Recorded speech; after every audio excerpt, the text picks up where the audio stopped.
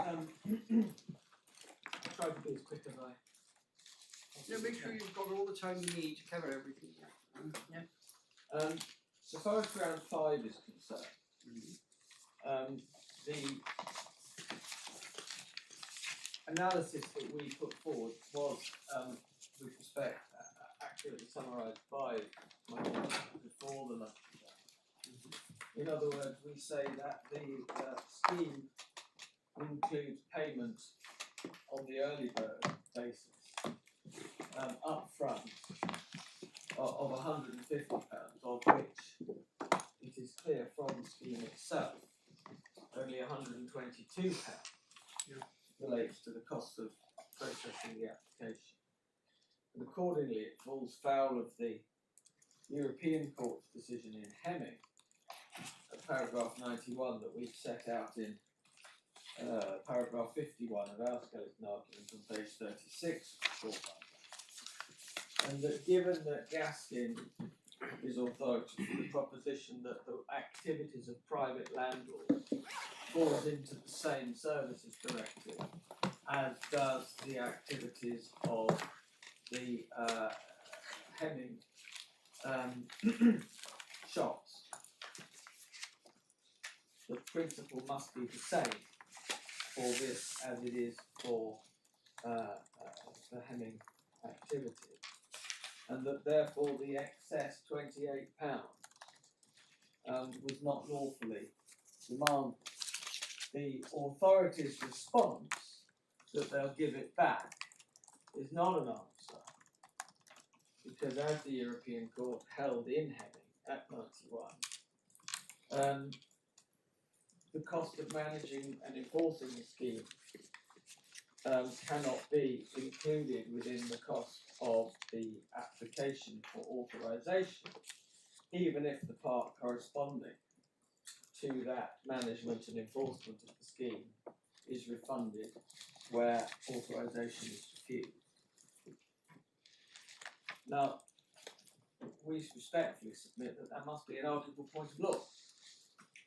We say also that the judge was wrong in the court below, and really Justice Andrews respectfully was wrong to say that it wasn't pleaded, because it was part of ground 5. The only part of it that wasn't pleaded was our response to the authority's response, because the scheme itself, Appendix F on page 28 of the supplementary document,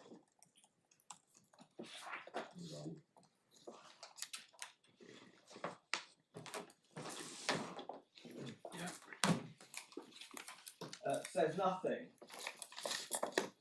about refunding the excess for unsuccessful applicants,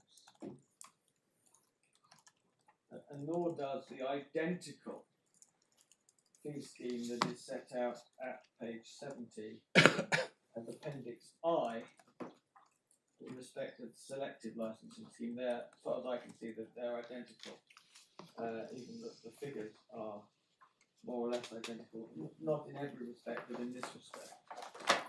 Well, Appendix F was a draft licensing fee structure attached to the report to the executive, and Appendix I is an impact assessment.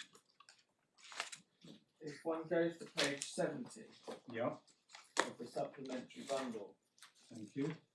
maybe appendix, I don't know, may not be an I, it may be an L. That's an appendix to a report to the executive. Yes, Is it the scheme? it's an appendix to the report that was approved by the executive. Yeah.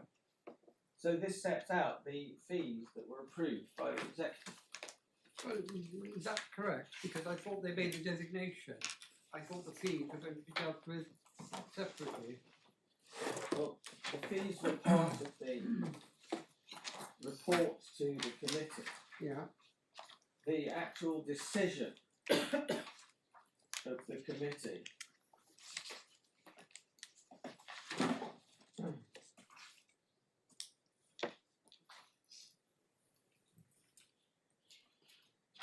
is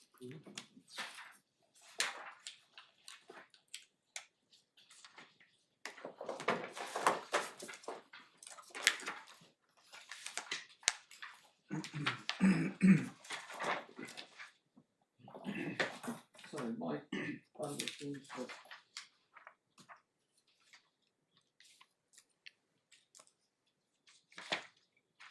Well, there's a decision sheet at 91, 90 to 97, I think. Yeah. And then you have actually got the designations at tabs 17 and 18. And what I was thinking, what I had in mind was paragraph 35 of the report at page 9. If you've got the designation and the actual schemes that are going to be recharged are a separate thing. So whether or not they've been doing something wrong by charging the £28, that doesn't make the designation invalid, it simply makes the charge of the £28 invalid. The designation, in my respectful submission, is supported by all the other aspects of the scheme, such as, so the designation says that you have to be licensed if you're within the relevant area. But the Act also empowers the authority to charge fees for being authorised and to set licence conditions for those who are granted a licence. And in my respectful submission, the purpose of putting the licence conditions that were proposed and the fees that were proposed to the executive was for the executive to do what the report recommended, namely paragraph 1 of page 4, to authorise officers to proceed with the implementation of an additional licensing scheme, or in the other case, a selective licensing scheme. Realistically, the only reason for putting the fees and the licence conditions to the authority's executive is because the executive were being asked to approve the package, if I can put it that way. In other words, the designation and the scheme that the authority's officers were proposing to introduce. Yeah, that's what 35 says. The council is able to set fees for licensing schemes to make them self-funding, and the level of fee would be set in conjunction with the portfolio holder, reported to executive and reviewed. So there will be the making of the designation, which is part of the scheme, and that has to be done, and that's been done by the service director, and then the fees have got to be charged. But the lawfulness of the designation isn't conditional, dependent upon the fees, is it? Well, the lawfulness of the designation as a document which provides that an area of the authority is subject to licensing is not itself, I think I would have to accept, dependent on the fees charged. But the scheme which we submit was approved by the executive was more than simply the designation itself, but was the entire package, and the entire package came into effect on the date that the designation came into effect. But you didn't challenge the designation in your section 3, block 3 of the JR. Yes, because respectfully we submit that the designation carries with it the implementation of the scheme that is behind the designation. In other words, it was never intended that designation would simply be a freestanding legal legal order that. Well, there'd be a number of things to be put into place. There'd be the designation. Without it, they aren't required to have a license. Then there's got to be a system of processing the license and people pay for it. Yes, and all of that depends on the designation and backs the designation, if I can put it that way, as a matter of law, with the criteria that a person required to obtain a licence has to comply with. For example, the fee that has to be submitted when applying for a licence in accordance with the designation. In my respectful submission, it's possible to separate the two from each other because they each form an intrinsic part of the designation and the scheme that is in place that backs the designation. my respectful submission, at any rate, that has to be arguable. Whether or not the designation can go ahead in relation to a scheme where there's no lawful fee structure, so no lawful entitlement to demand a fee on the basis that is put forward in the early bird scheme, is something that's inherently part of the designation. To make an area, it's not a designation of an area, it's a designation of an area subject to licence.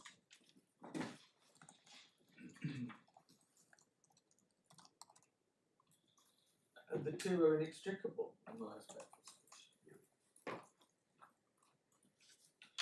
My Lord, I would seek to submit at this stage that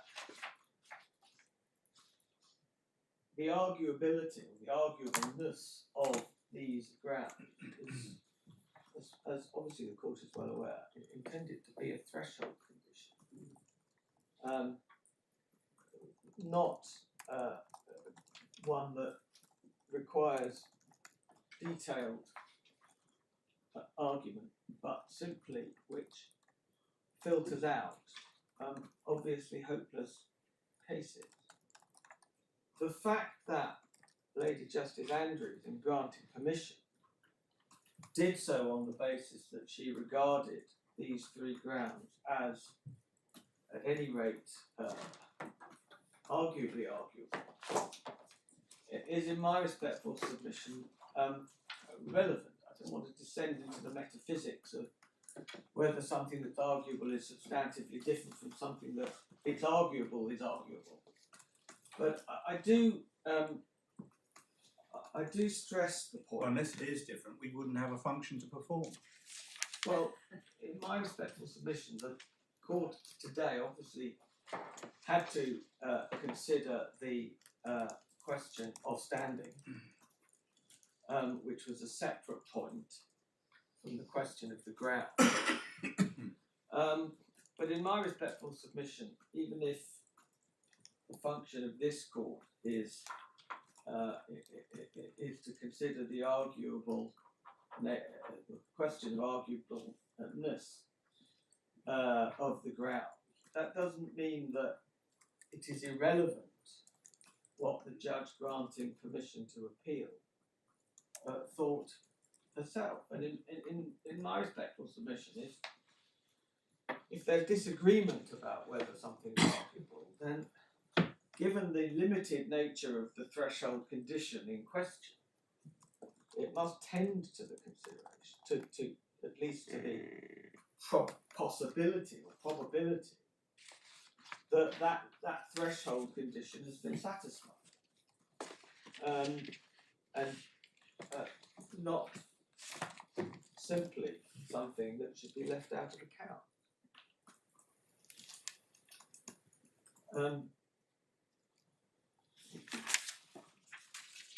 Though I'm just looking at Justice Andrews' orders, and she explains why she grants permission, and she says none of these arguments are strong enough to warrant granting permission to proceed with the claim for JR. And she didn't grant permission to apply for judicial review, which she could have. No, she didn't. She granted permission to appeal. So, although it's always helpful to read what Lady Justice Andrews says, it's perhaps less illuminating than normal. My Lord, what I rely on is the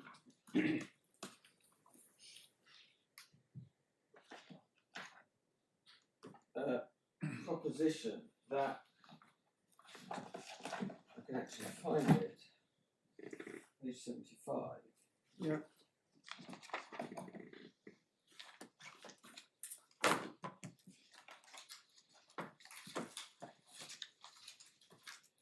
Paragraph 4.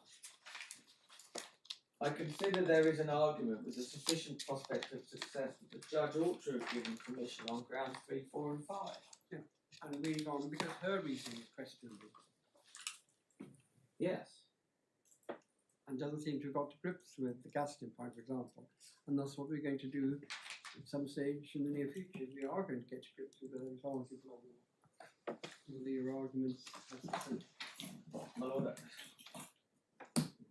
My lord, you're Well, I have a my point. You say submission. that the very fact that permission to appeal is granted must be some sort of indication that there's a real prospect not just of being able to argue that it's arguable, but it being arguable. Yeah. Right, we've got that. Okay. Anything else on the grounds? My lord, those are my submissions on the grounds. I do pursue the application to adduce Mr. Baines' fourth statement. Well, it's two things before we go into that in detail, but obviously you'll be able to say all you want. You'll have to explain why it was sent a few days before this hearing, and you'll have to deal with the fact that it appears to relate to matters after the decision of the judge, and this is an appeal against the decision of the judge. And you can either deal with those straight away or just deal with them when you're making your application. Well, I've proposed to make my application now, and I'm happy to deal with them now. To take the second point first, they do deal with matters that arise after the judge made her decision. The application in relation to Mr. Baines' previous witness statement related to matters before the judge made her decision, but that was refused by Lady Justice Andrews on land marshal principles. It seems to me respectfully that the land marshal principles, which of course are well known, requires that they could not have been obtained prior to, the evidence could not have been obtained prior to the hearing below, and that of course is the case in relation to material that only evidences discussions that took place after that decision. That's not the point. That would No, meet the well, requirement that it wasn't available below, but it leads you into the second problem, that how can it be material that shows the judge was wrong when it wasn't in existence? I was So proposing to come on to that, my lord. I just felt I needed to lay the foundation for why it addressed matters that were more recent.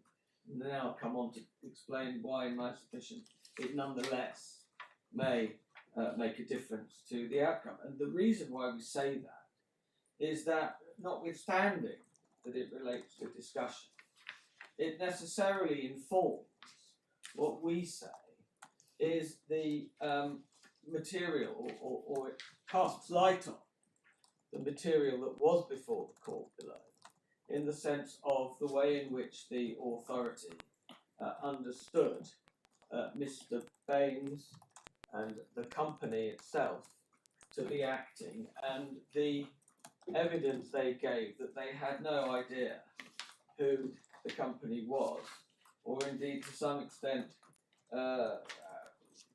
what activities Mr. Can I Baines ask a was simple question? undertaking. Can you take us to a passage in the fourth witness statement which provides a link to the council's understanding of what the company was doing at the time prior to the designation? Because for the moment I haven't seen anything. What the evidence is in the fourth witness statement is simply Mr. Baines' account of what has happened since. Yes, I'm The aware reason- of that. Yes, so I'm not going to be able to take you to a passage in that statement that sets out what my lord. Yes, but it might have said this happened in October and November. It can be linked with something that happened prior to the designation, but as I understand it, there is no evidence to that effect. Well, he might have said that. But he doesn't. No, he doesn't. No. But what I submit is that it doesn't matter whether he does or not, to the point, to the extent that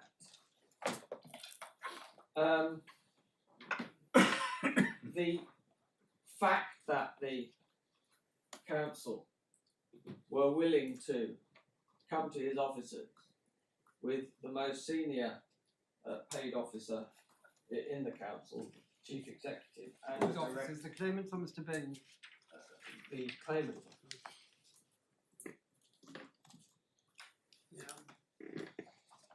and discuss the matters that Mr. Baines refers to. And I know that there is some dispute about what was discussed, but nonetheless, if one reads the evidence in response and the notes that were made by the councillor that he exhibits to his statement, which refers to things such as the BRE report and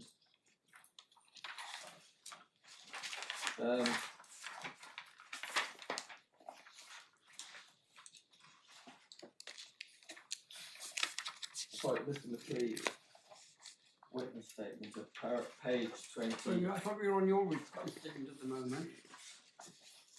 Well, yes, I was just accepting my Lord Justice Holgate's point that Mr.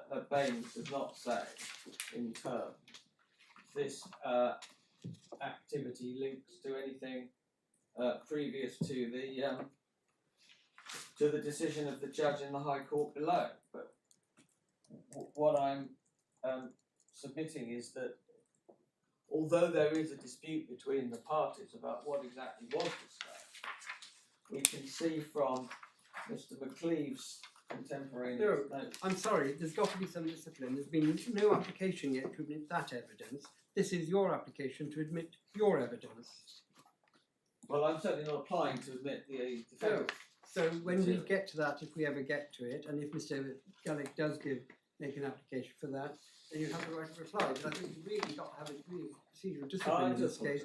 And we must look at Baines 4, and two of the things you would want to identify is why does it assist if it matters afterwards, and you said so far that it explains what the council officers understood at the material time, and that senior councillors came to the claimant's offices, or the appellant's offices now.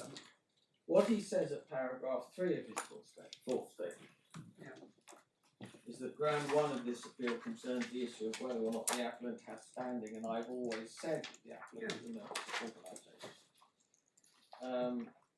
And the respondent argued, and the High Court judge held that it had never heard of the appellant, and the appellant was simply my alter ego. And he says at paragraph 4, recent developments show, in my view, that the respondent is treating as accepting the appellant as a membership organisation, and so is well aware of the identity, contrary to the position presented in court. I therefore believe it's very important that the Court of Appeal is aware of this, so that it's not misled. The evidence was not available at the time of the original hearing. So what is the recent developments that he's referring to? So the recent developments are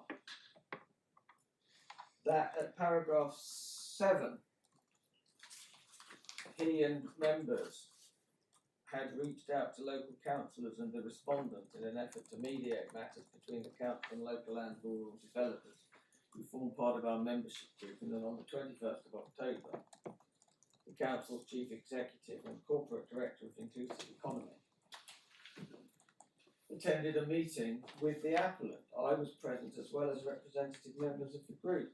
The respondents were fully aware that this meeting was with the appellant, as is apparent from my email of the 16th of December at 18:20.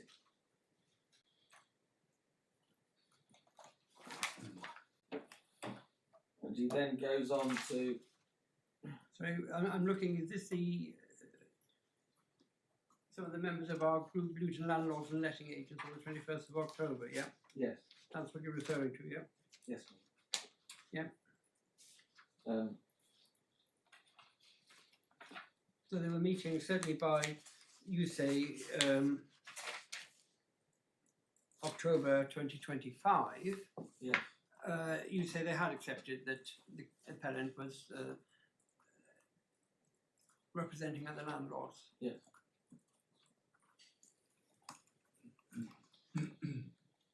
And why does that show the judge's decision was wrong on the evidence that she had?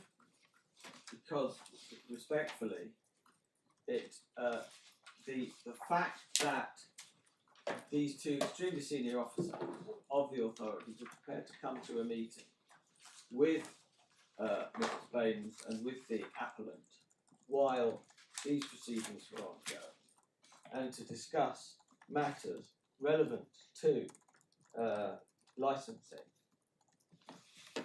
albeit we accept that they were not prepared to discuss the litigation itself, indicates that they must know, and it sheds light on whether or not their evidence before the court below that they had no idea who Mr. Bain, or not who Mr. Bain was, but who the appellant was, and no idea that. Well, perhaps you could show us how that email or that paragraph in the fourth witness statement, which things in the evidence it shows was incorrect. If I could take you to the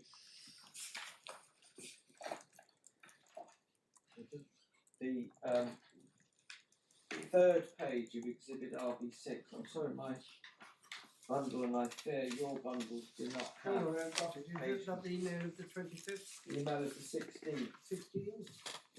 from Mr. Bain at 1820 to Mr. Fowler and Mr. McCready. Yeah. Follow up to the meeting on the 25th. That's the one I just read out the first line. Yeah, and I'm asking you to relate that. You're saying this shows that things that the council officers said in their witness statements at the start for these proceedings was untrue or was wrong.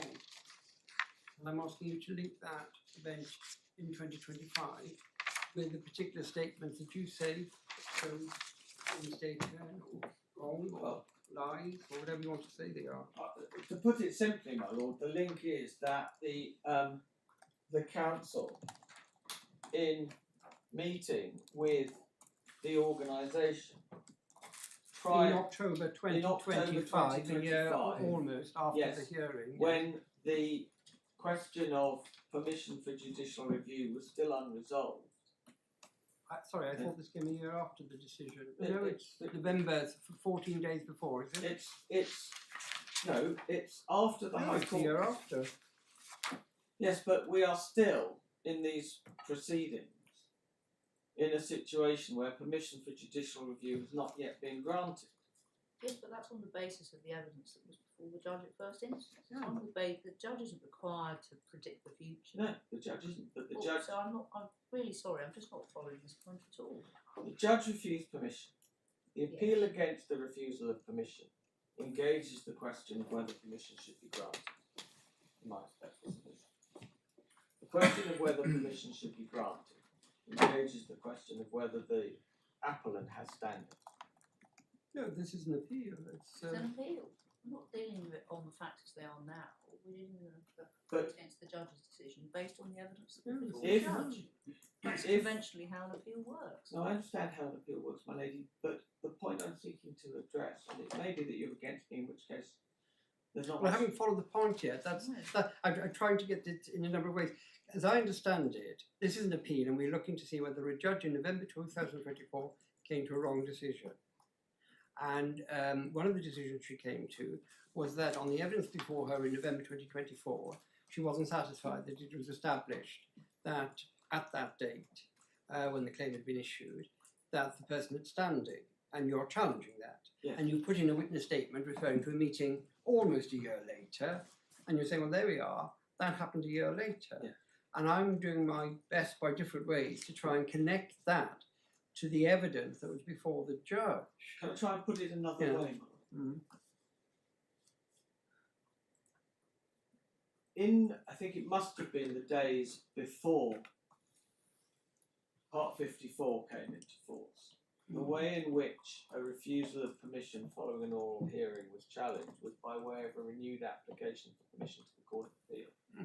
Now, the CPR changed that formally to an appeal from the refusal of permission, for which permission was to be sought and required, and following which the Court of Appeal would consider the question. But the question which I submit the Court of Appeal is considering is not limited to the question of whether or not at the date of the refusal of permission below the judge was right or wrong. It can equally include the point that if the court thinks that the appellant has or should be accorded standing so that permission now could or should be granted, then it's entitled to do that. The question of standing arises in my submission at the point at which permission for judicial review falls to be decided. If this court is considering the question of standing and therefore by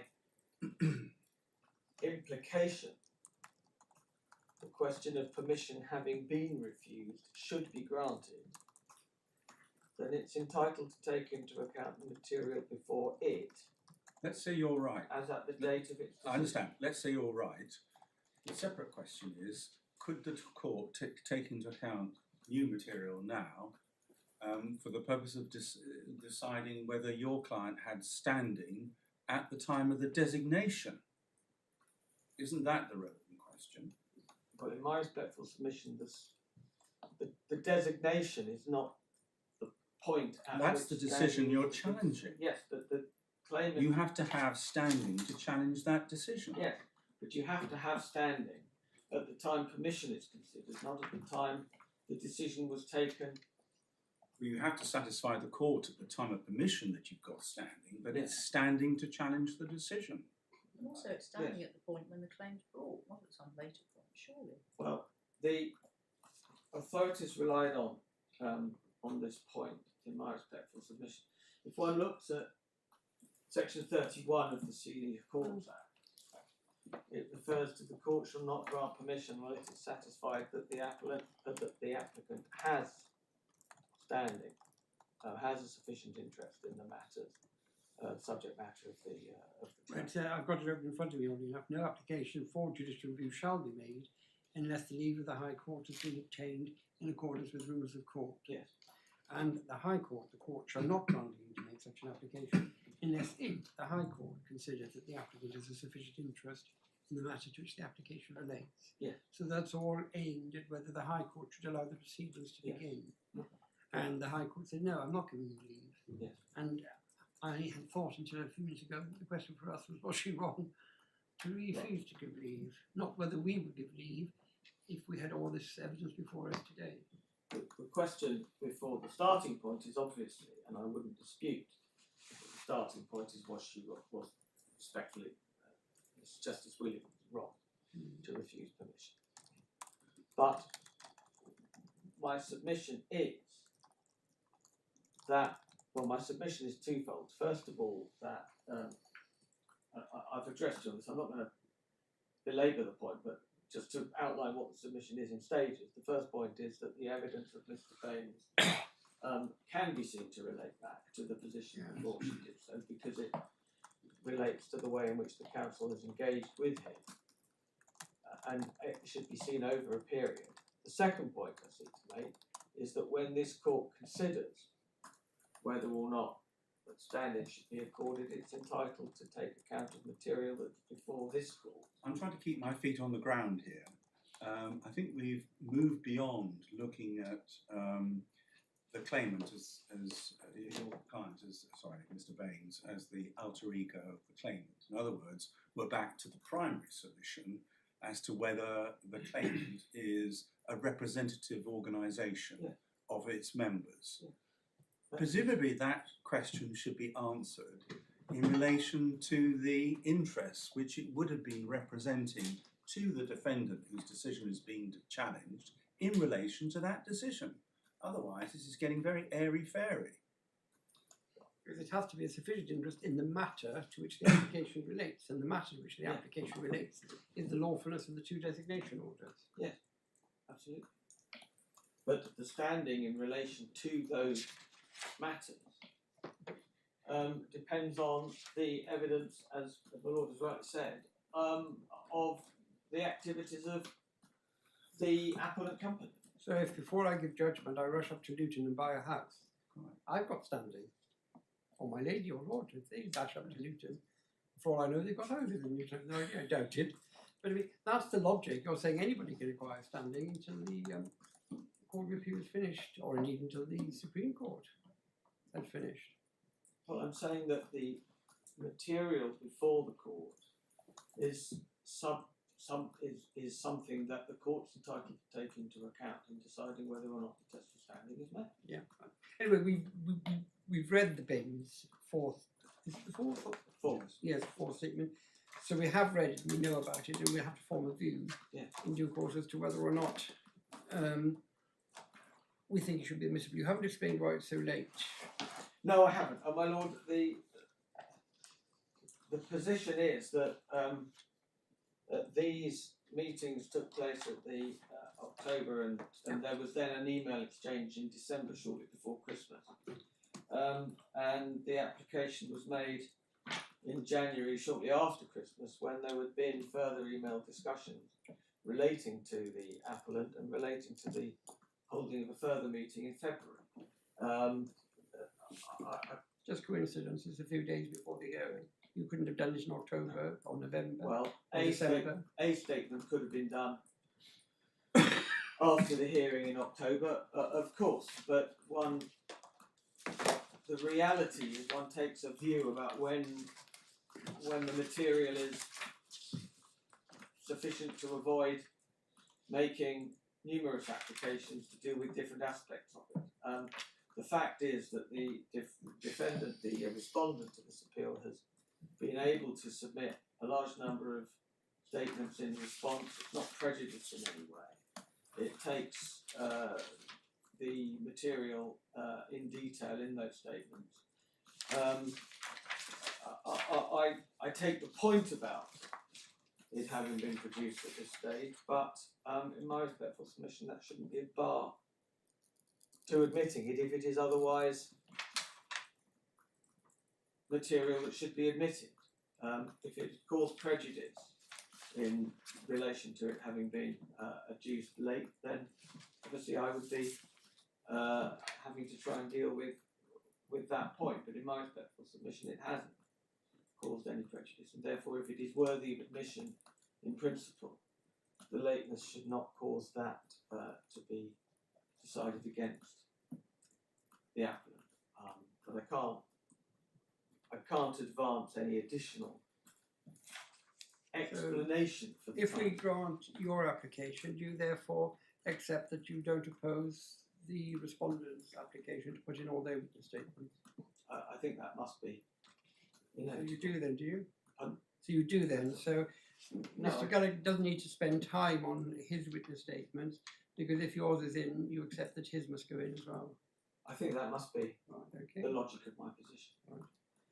My lord asked you a question a little while ago about which parts of the council's case were falsified by Mr. Bain's fourth witness statement, because you said it answers the assertion of the council that they hadn't dealt with Mr. Baines or with the claimant. Am I right in thinking that the document, and the only document that you're relying on for that purpose, is the witness statement of Joanne Nelson? The witness statement of Joanne Nelson is the statement that makes those points. Yeah, but I'm not aware of any other evidence unless I missed something. No, And there in are particular, there is were there were- paragraphs 5 and 6. Apologies, my lord. There were other statements, but that are not in before this court. I make no complaint. Well, that's about what we've got to go on, that. anyway. because it's not that she says that she's never heard of Mr. Baines or had dealings with him, No. or with Lala. Rather, it's been in a different context, and she's dealt with ultimate connections. And she, interestingly enough, in paragraph 6 says that Mr. Baines did bring up an accredited scheme, Yes. and indeed the recent emails exhibited as RB6 to his fourth witness statement are again a discussion about an accredited scheme. Yeah.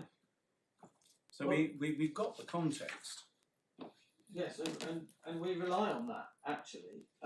Yes, but funny enough, even the most recent emails are again being sent by Ultimate Connections Limited. Well, yes, but from that address, but the email of the 16th of December does make specific reference to the meeting with the group Luton Landlords. It's that first sentence that I read out, yes. But it is slightly odd, isn't it, that they aren't headed on behalf of or from Lala, because it's Lala that you say are doing these. Yes, but I suspect this is simply Mr. Baines' email No, because he's able to write the word. Some members of our group, Lala, on the 16th of December, just before Christmas. And that's the only one that appears. There's a couple that I think Miss Nelson refers to. But the others don't, you know. It doesn't even have it in the footer. It's just extremely odd. They're not the sort of letters that you would expect seen written on behalf of an association and its members. The reason for the email in December, and perhaps that goes to the lateness, is that the last line of that page, not the last line of the email, but the last line of that page, you indicated you'd be busy in the immediate term, but will speak with the departments to arrange these meetings after the end of November. So that would seem to explain why the email, the chaser about a further meeting was sent. No, I understand that. It's why that's the only one where you put the word Lala at the very start or anywhere in the email. Anyway, we've read the emails, and you've got the agenda. Is that the one for the October meeting? And that's headed Lala. Yes.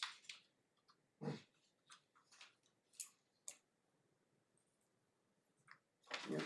And then the last one is. So is there anything else you need to say about that application? No, I don't think so. No, anything else you want to say at all Let's on just any? have a look. Probably just double check.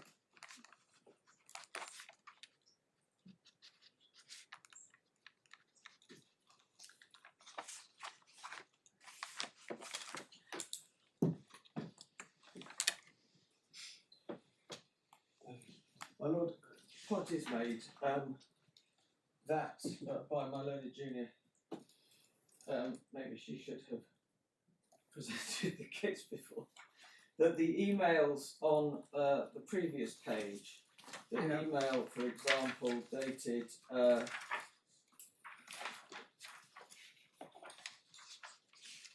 the email we've been looking at the bottom under ultimate connections does refer to Ultimate Connections, Temple Investments and Luton Landlords and Letting Agents Limited. Where is that? On page 4 of the exhibit RB6.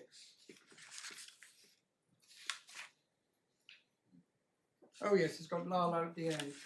This is the one that's got it at the beginning as well, isn't it? And yeah, at the beginning it's the same email, yeah. The same email, so he's obviously updated his. He put it on once. All the that we know is that he's put it on once on an email on the 16th of December. Well, I know nothing about whether it's still there on the 17th or the 18th. Well, it's there on the 30th because we have that. Have you got another email on the 30th? Page 1 of the RB6. Yes, it's there at the bottom. And on page 2 at the top, it's got that there again.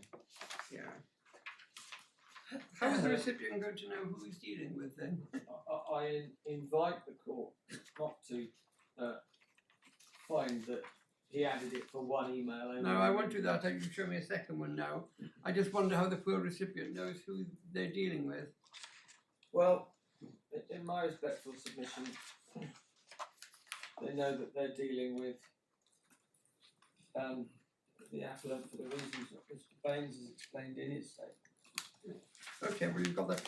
If there's nothing else, we'll just retire for 2 minutes before Mr. Gullick starts, and then we'll start. There wasn't anything else, was there? Or? No.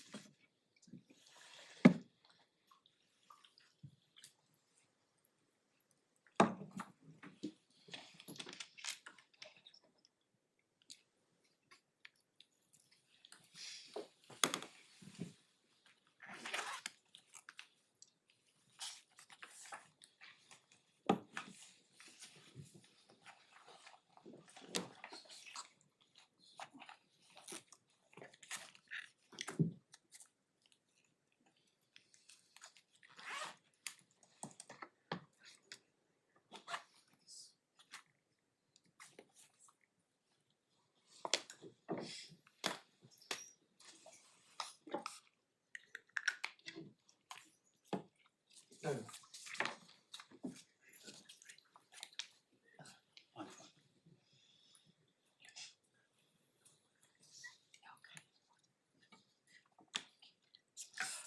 I'm going to hand those up. I've got Section 3 of the Housing Act. Yeah. Just because you mentioned it, and I thought Oh yeah, I gave it. you might as well have it in addition. I mentioned it from memory, so if I wasn't. Exactly. Yeah, you weren't 100. That's why, and it mentions licensing, which is why I thought they might as well have it, because then they've got the actual text.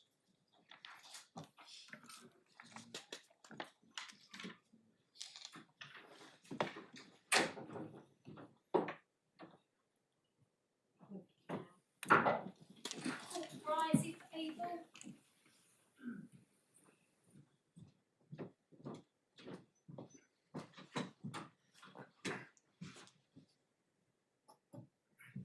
Mr. Gillick, we don't need to hear you on the application to admit the fourth witness statement of Mr. Baines.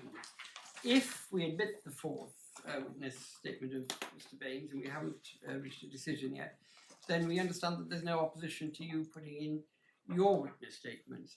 So you don't need to trouble us with that unless you intend to apply to put those witness statements in any event. My lord, no. So those witness statements will stand and fall by that. I can say that I've skim read them. I haven't read them in any detail. We've read this to Benny Essay. If you think I ought to read something else to Benny Essay, which in English means out of the goodness of our hearts, or in Welsh, Maraidi Dachwedder, we will. But at the moment, that's where we are on those statements. My lord, no, they're entirely dependent on the admission of Mr. Baines' statements. Okay. And the reason we put them in, just so the court knows, is because we would have been faced, had you been minded to admit Mr. Baines' statement, with the content of that statement, which we dispute. Right. Well, if we do admit it, we'll read yours in great detail, and if we don't admit it, then life would be shorter Indeed. to that extent.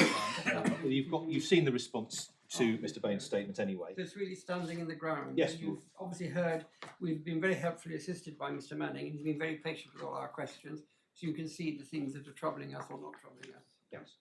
Well, Lords and Lady, the two issues in this appeal are, number one, was Mrs. Justice Heather Williams wrong to find the appellant did not have standing to bring the claim? Yeah. And I'm afraid I take issue with learned friend's suggestion that there's any, as it were, de novo consideration at this level of the question of permission based on the situation as it may or may not be now.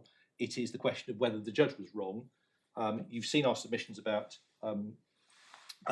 Section 31 of the 1981 Act, and whether or not one needs to have standing at the time the decisions are taken or when the claim is filed. One certainly needs to have it at the date of the High Court's decision, final decision on permission, which was the 14th of November 2024.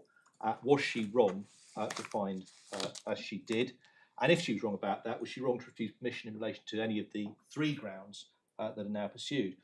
We submit the reasons I'll come on to that she was right to dismiss the application on both standing and the merits of the now considerably reduced grounds. Either one of those positions is sufficient for your lordships and ladyship to dismiss this appeal. We say Mrs. Justice Heather Williams reached the right decision on both. And I submit nothing that's fallen from a learned friend today is sufficient to demonstrate she was wrong to dismiss the application for permission. Can I just deal with a couple of points by way of introduction? I won't hopefully try and take you back to documents you've already seen, but just in relation to Lady Justice Andrews' grant of permission to appeal, Lady Justice Andrews states in terms that it is limited to the question of whether the appellant had standing, and in the first paragraph of the operative provision of her decision, she says this, it's paragraph 75 of the call bundle. For the avoidance of doubt, the appellant has refused permission to contend on this appeal that the judge should have permitted Mr. Baines to be substituted for the appellant or joined as an additional claimant.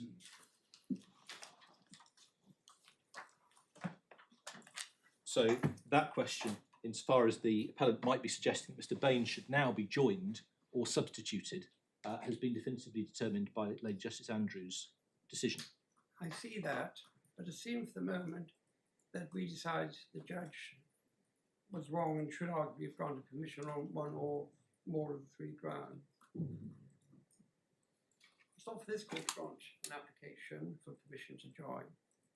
But since the judge would then have refused to consider making such an order, even though there'd been no formal application on the basis that on this hypothesis turned out to be false, there were arguable grounds, and she would have or might have granted it, can't we rely on paragraph 6, not as a way of granting an application of the sort made in the appellant's notice, but as a working out of the consequences of allowing the appeal?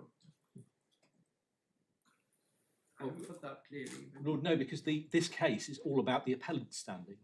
It's the introduction of Mr. Baines as a possibility as a substitute claimant was made during argument at the oral permission hearing with no application notice, no witness statement as to Mr. Baines's individual standing. And I'll come on to that question in due course as to whether Mr. Baines actually has standing, would have had standing in his own right.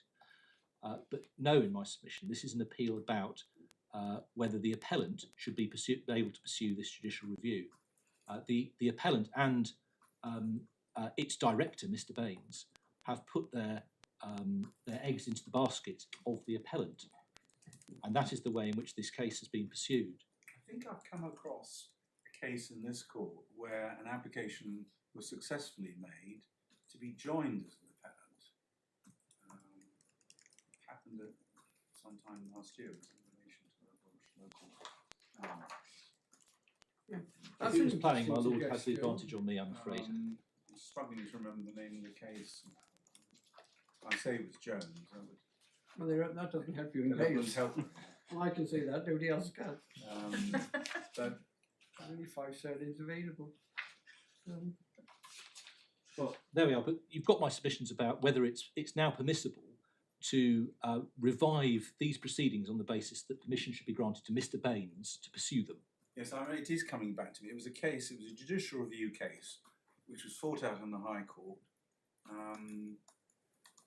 involving Wrexham, and the claim failed, whereupon some of the councillors of Wrexham successfully appealed that decision as and were joined as appellants and parties for the first time in the Court of Appeal, and they succeeded.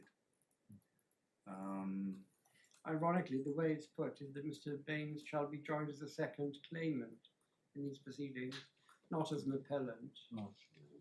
And it's a second claimant, i.e. the other one will still be there. Yes.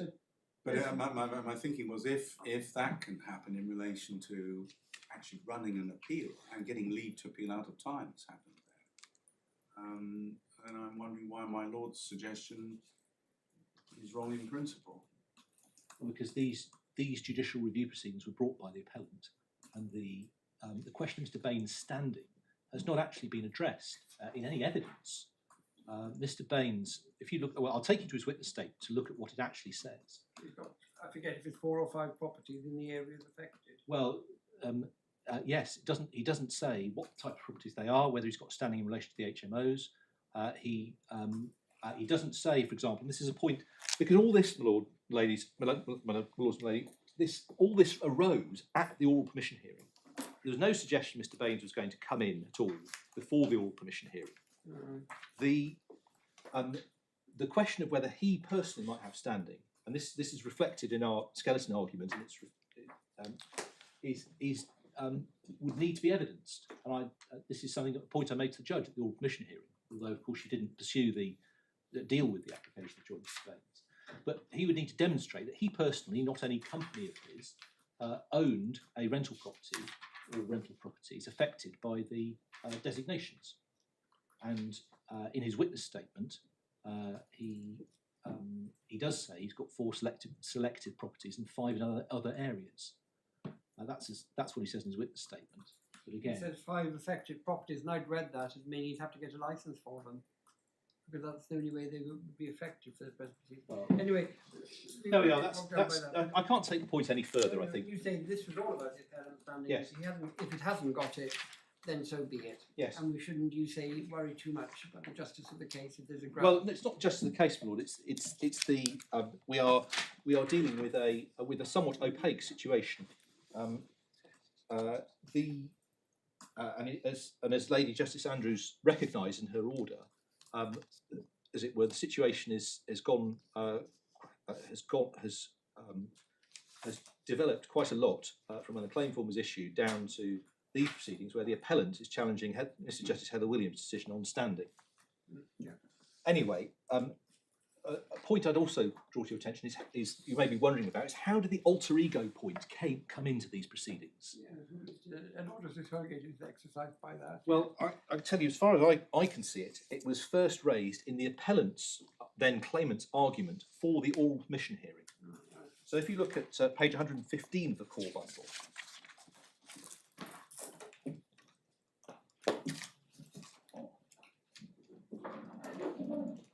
but if you perhaps go back to 114,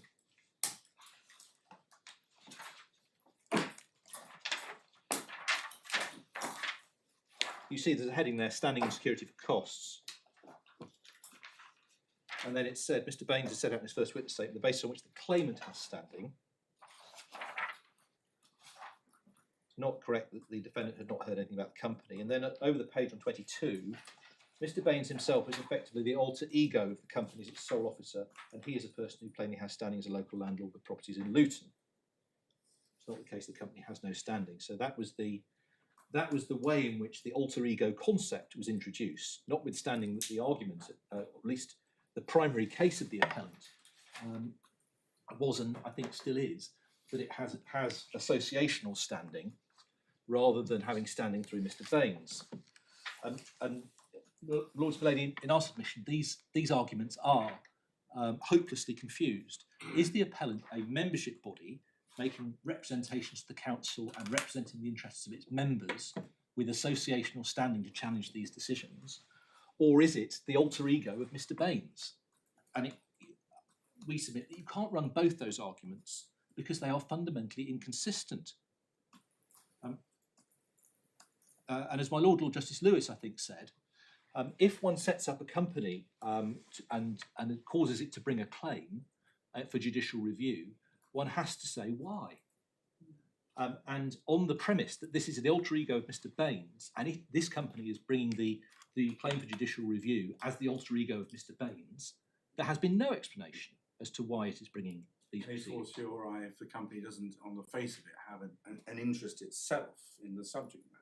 Yes, indeed. That's how you get into the territory of explaining that it's a representative body. But indeed, which one go, and that's why the case that this company has associational standing versus the case that it's the alter ego of an individual with individual standing, they are fundamentally inconsistent, and they can't be reconciled, we submit, in terms of the approach one has to take evidentially to deciding whether the company has standing.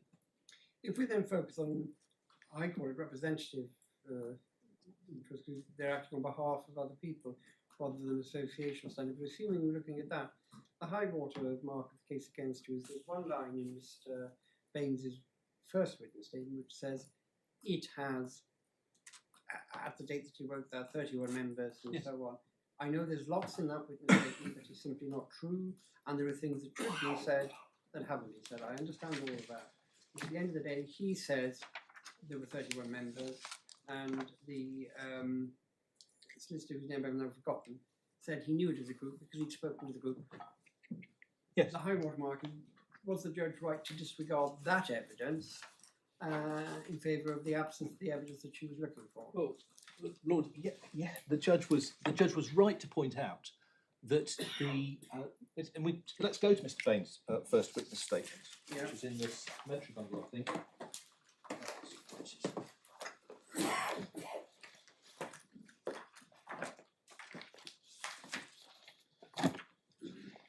It's page 154. Yes, 154. And the sentence I'm looking at is 6.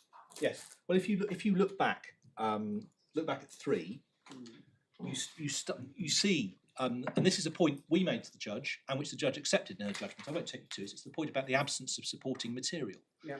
And if you see paragraph 3, for example, third line down, we had a circular leaflet that went to all agents and distributed leaflets to landlords at meetings. Now, apart from the fact that it's not clear whether that's company 1 or company 2, where are the leaflets? Where is the membership structure, the constitution, the internal communications? All these sorts of things again, we provide advice on landlord and tenant queries. And we deal with the council on behalf of members. So the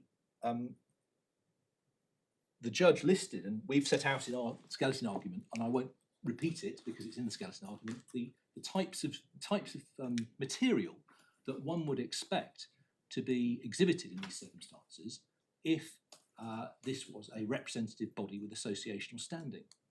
And this, as I think it was my Lord Justice Holgate pointed out, this statement was made after the issue of standing had been raised and in order to address it, the appellant's standing.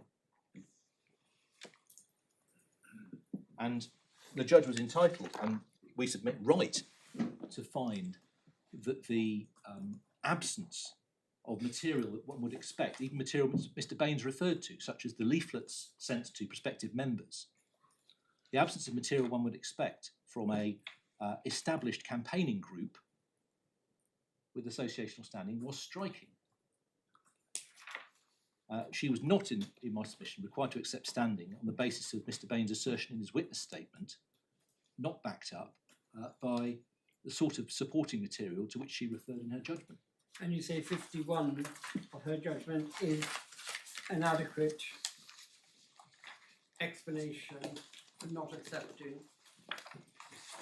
31 I'm drowning in paper, my lord. Oh, 96, page 96. I think I've taken it out, which may have been an error. I've taken it out. There we go. 51.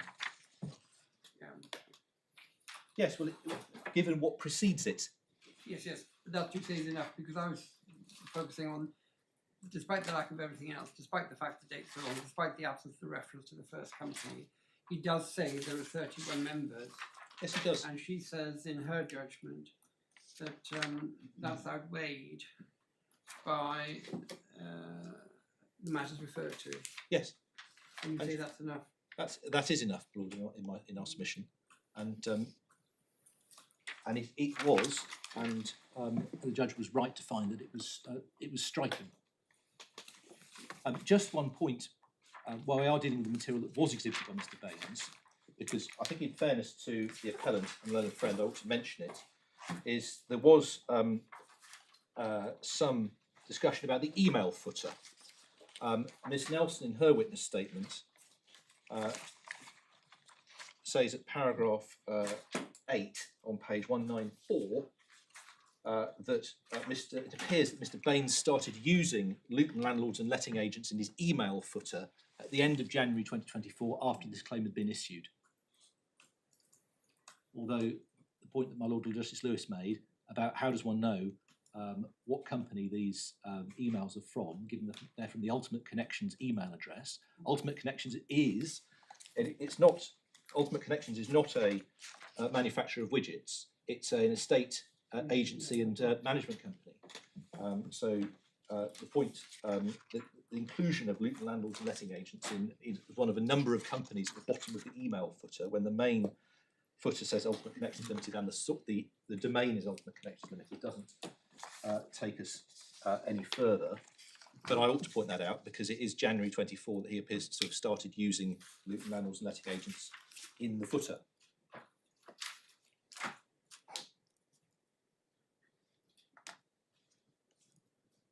Now, the argument,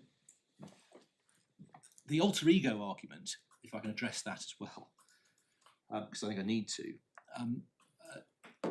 that we submit encounters some difficulties of principle, because it proceeds on the premise that an individual with standing in their personal capacity can use a company with separate legal personality, but which they happen to control, because on the premise that the alter ego argument's a good one. This is not a representative organisation with associational standing. It's simply a company owned and controlled entirely by Mr. Baines. To bring judicial review proceedings against a public authority when they've chosen not to do so themselves. And so it takes associational standing, which, as Mr. Justice Richards said in the Blackford v. Boothorpe case, is based on the concept of representative campaign groups in, for example, planning challenges, down to an individual level, and the connection which justifies the claimant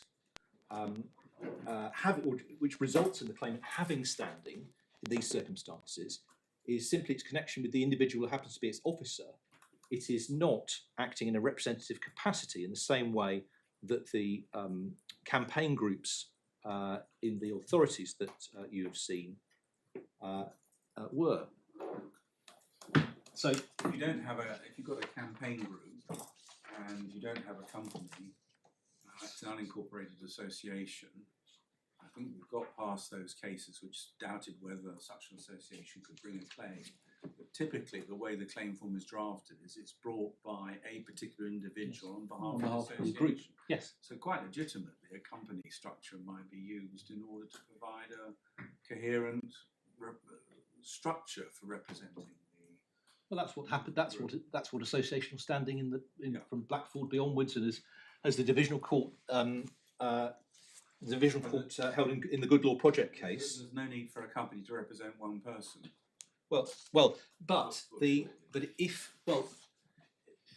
It creates a difficulty because it's if the link is simply the fact that the individual with standing as an officer of the company controls it, not that it is has associational standing because it is representing its membership, then the consequence of that is that any company controlled by an individual could bring judicial review proceedings based on that individual's without more, could bring judicial review proceedings and would have standing based solely on its controlling mind and sole director and shareholders. The liability would be of the company. Yes, and it would have standing on this analysis. Associational standing does not, we submit, extend that far, and particularly because if you're looking at the alter ego argument, and it's one that you're considering, does the company have alter ego standing based on this argument, and the alternative to associational standing, you have rejected the associational standing argument a fortiori. So how does one then get into the concept of the appellant company having standing based on Mr. Baines? And it would result in, if you accept it as a matter of principle, result in any individual being able to incorporate a company, bring a judicial review claim based on their that individual's personal interest, and the company could bring the claim. It rides, we submit, a coach and horses through the concept of associational standing as set out in the authorities. I don't have a problem with that as a concept. I don't dishearten you. There are different forms of standing. So the test is sufficient interest in the matter to which the application relates. It's sometimes a pressure group. We don't have any direct interest. It's sometimes a representative group, trade unions, Royal College of Nursing, and so on. And there would be nothing to prevent somebody bringing it on behalf of a family member. I mean, in the case when you're challenging the inquest, by definition, it's not the person who's deceased, it's the relative of the deceased. There's all sorts of situations when somebody acts on behalf of somebody else. The problem here is to be twofold. One, why is it happening and what's the consequences in particular? And two, there's another set of principles that says, well, you don't give standing to person A when there's somebody more appropriate who should be bringing it. And this might fall into that case.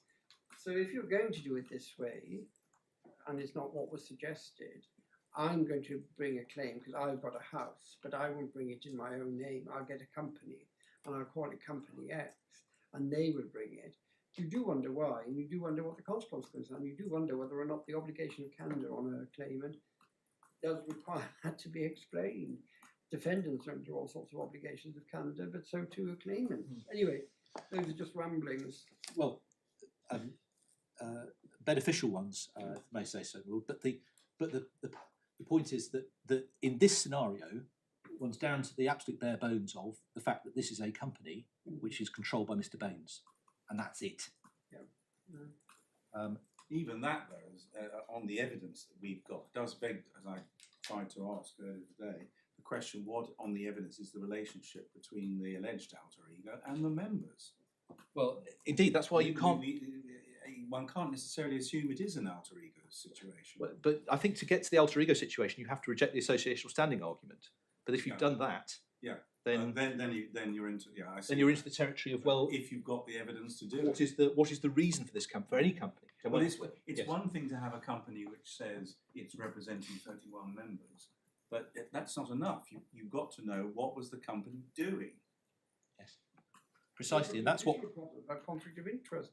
There may come a time when it may be in the company's interest to settle the members' interests, but you may have a director who says, "No, I'm not settling.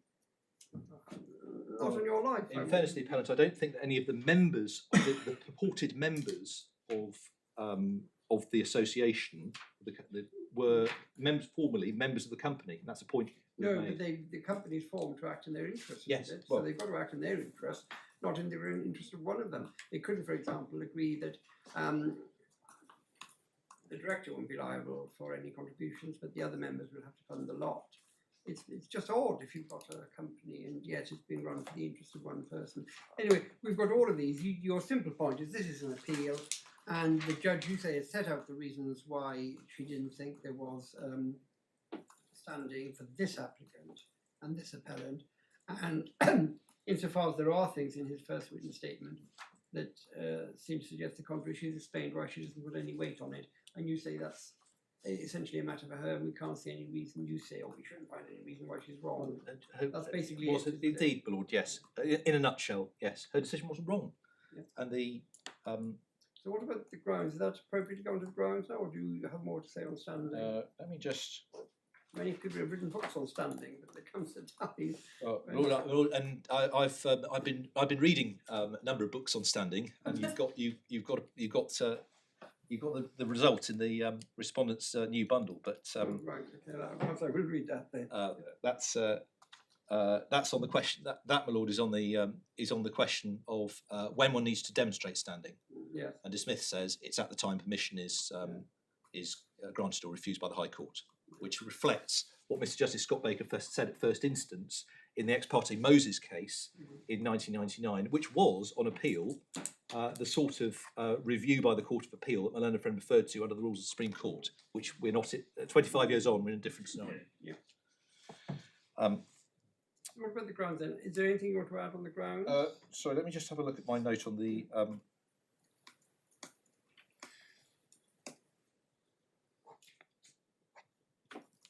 Yes, just on the authorities on standing referred to my learned friend.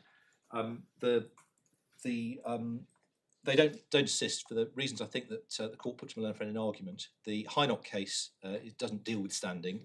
The Loutro case, it wasn't argued, and there's also a passage for the court's note. There's a passage about that in the divisional court's judgment in the Loutro case. I'll just find it. It is at. Just for your note, it's page 97 of the authorities bundle,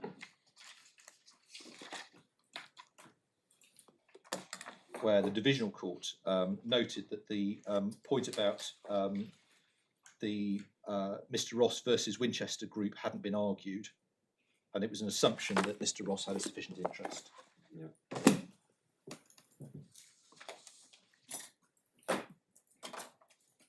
Just on my learned friend's submissions about the council's knowledge of the companies and how the local authorities approach previous legal challenges.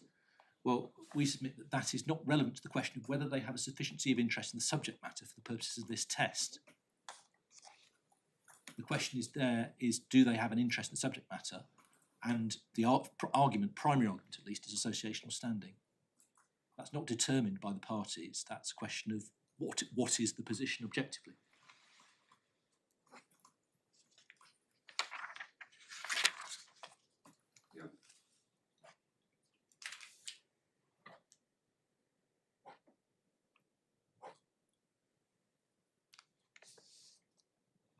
As a matter of principle, it was for the appellant to establish that it had standing by evidence, we submit. And as the court knows, that was clearly an issue, both at the time Mr. Baines filed his first witness statement and at the oral commission hearing. And if you needs some authority for that we've cited in the skeleton argument, Talpada, paragraph 2, Lady Justice Hallett. Was there no witness statement coupling the claim form in this case, and was there only the claim form? There must have been some sort of witness statement from somebody, surely. My memory is there wasn't a witness statement. Certainly, Mr. Bain's witness statement is expressed to be his first in the header, the one he made in May 2024. I don't know whether there's a witness statement from the solicitor with the claim form. It's becoming quite common now not to have a witness statement, and it's not There was a helpful or appropriate, because somebody should be giving evidence about the evidence. there was and I really don't mean this pejoratively, a lengthy, detailed statement of facts and grounds drafted by Alan and a friend, setting out the grounds in some detail, but I don't recall a witness statement. Well, Mr. Manning would tell us if there was when... No, Mr. Canning tells me there wasn't one.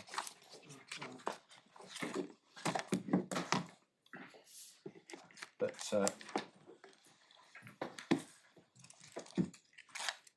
claim form. The claim form is 179. detailed, but I don't think that says anything about the claimant. Yeah, the claim form is signed with a statement of truth by Mr. Baines on 185. 179 talks about the statement of facts relied upon, that's referring to the statement of facts and grounds. There we are, but no witness statement.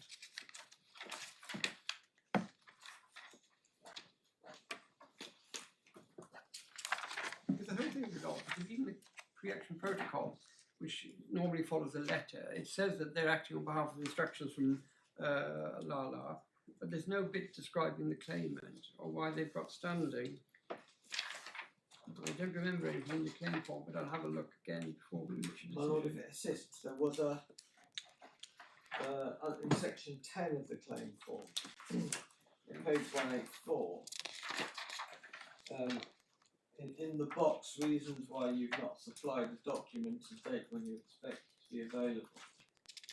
It doesn't cover it particularly amply, but it does say in the penultimate paragraph, additional witness evidence in respect of the purported failures of the defendant in the consultation process. Yeah, but it isn't additional because there isn't any. But it looks like the claimant was expecting to or asking to be allowed to file evidence later on, but I don't think there was a witness statement because it's not required by the rules as such. No, but if you need evidence on something, you do need it, and it is preferable. And there are dicta, for example, in the Greenpeace case, saying the parties are expected to explain their case, and there are duties of candour. Anyway, there it is. Right. So I ought to do the point my little friend made about the witness statement of Mr. Hussain and its reference to the membership. Again, that statement was served 3 days before the oral permission hearing, and its main purpose, at least, was the security for costs application, albeit Mr. Hussain said without any further explanation he was personally aware of the membership. Again, that's it's not supported by the sort of material that the judge referred to in her judgment that one would expect to see from a representative campaigning organisation with associational standing. So it doesn't, we submit it doesn't take matters any further. And indeed, one stands back and looks at the assertions made by Mr. Baines in his witness statement about the activities of the appellant, the limited material to back them up are the emails appended to his first witness statement from the Ultimate Connections email address, which are certainly capable of being interpreted as coming from Ultimate Connections Limited. For example, if you look at page 158, at the bottom of the page, where Mr. Baines says, "Hi Shabir, number one, we have a tenant who works part-time and claims benefits in a property in Hightown. We would like to apply for external cladding via the tenant." Now, clearly, I don't know which tenant was being referred to, but that is explicable, for example, on the basis that Mr. Baines, on Estate Sales and Property Management Services Ultimate Connections Limited, is referring the case of a tenant to the local authority. We have a tenant. So In the context of grants, I think so. yes, and then if you look at page 164, for example, The problem is, it starts off and it reads like a tenant, and you think, is it his tenant? Well- Is it some other landlord's tenant? Is he doing it as part of the Well- LALA thing? Then you get to the penultimate paragraph, and they're talking about developing a flow chart, and that's more consistent with it being LALA than it being an individual. But yes, and again 164, for example, this is an email to the selective licensing inbox from March 2022. Mr. Baines saying, "Dear Sir, I have prepared an application for a flat in a block of purpose-built flats. I've entered the following details in section 5. Again, there's no indication, for example, who that's for, which flat, whether that's in a representative capacity, whether that's in some sort of consultancy capacity. Is it Ultimate Connections Limited Estate Sales and Property Management Services making the application? Is it Mr. Baines in his own right? Again, it's it can't be LALA because they aren't even on the header for that one, on the footer rather.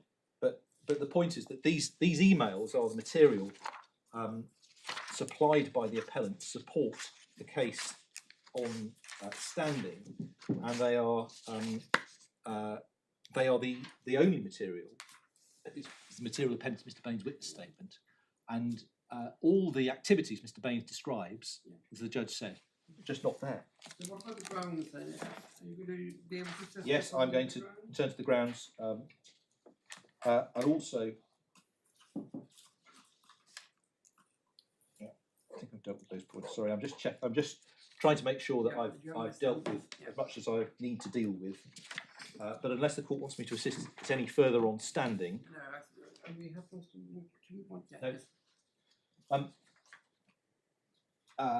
Well, my learned friend's point about what Lady Justice Andrews said in her grant of permission to appeal.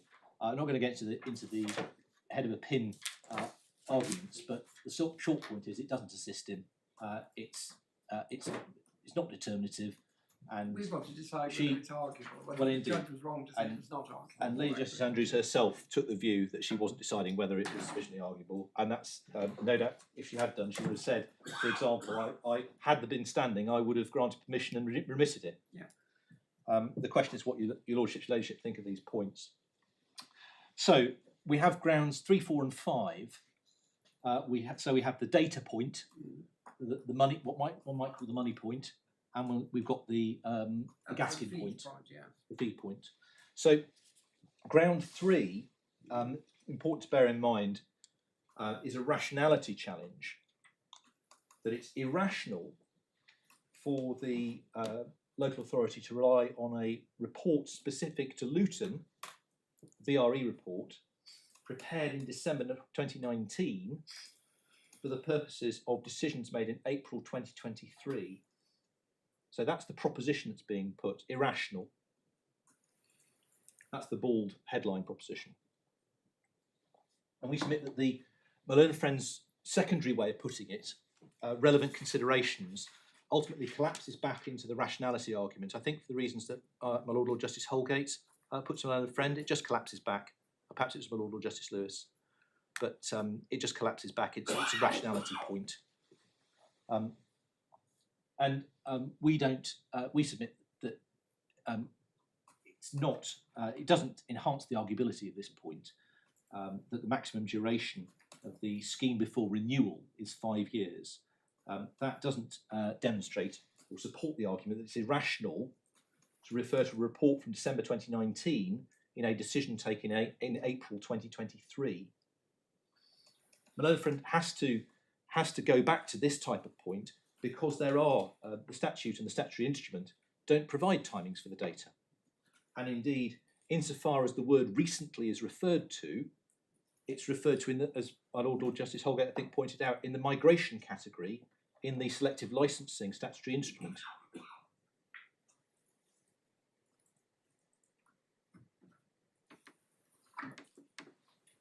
Which was not one of the grounds in these schemes. So, in essence, this is, although dressed up as a rationality challenge, this is, we submit an argument to rewrite the statute to include an additional criterion on the length of time between the preparation of data and the making of decisions, which doesn't appear in the statute. And I think, as the court put to my learned friend, well, if one is saying it's irrational to use a report from one might say a certain vintage, well, where's the line to be drawn? You can put it in two ways. One, it's irrational to have regard to material that's so old, is one way of putting it. The other way they would put it is it's irrational not to obtain fresh data. Well, it's not, well, in our submission, neither of these bases is arguably irrational. In terms of obtaining fresh data, the executive were given the option of obtaining fresh data and rejected it. If you look at the decision notice,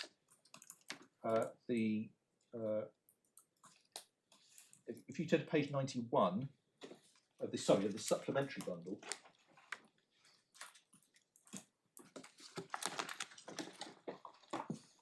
Yeah. So this is the decision sheet from the meeting on the 24th of April 2023. I've never seen that before. Have minutes been abolished in Luton? Well, I don't know, and I'm not going to venture an answer to that. This is the official record.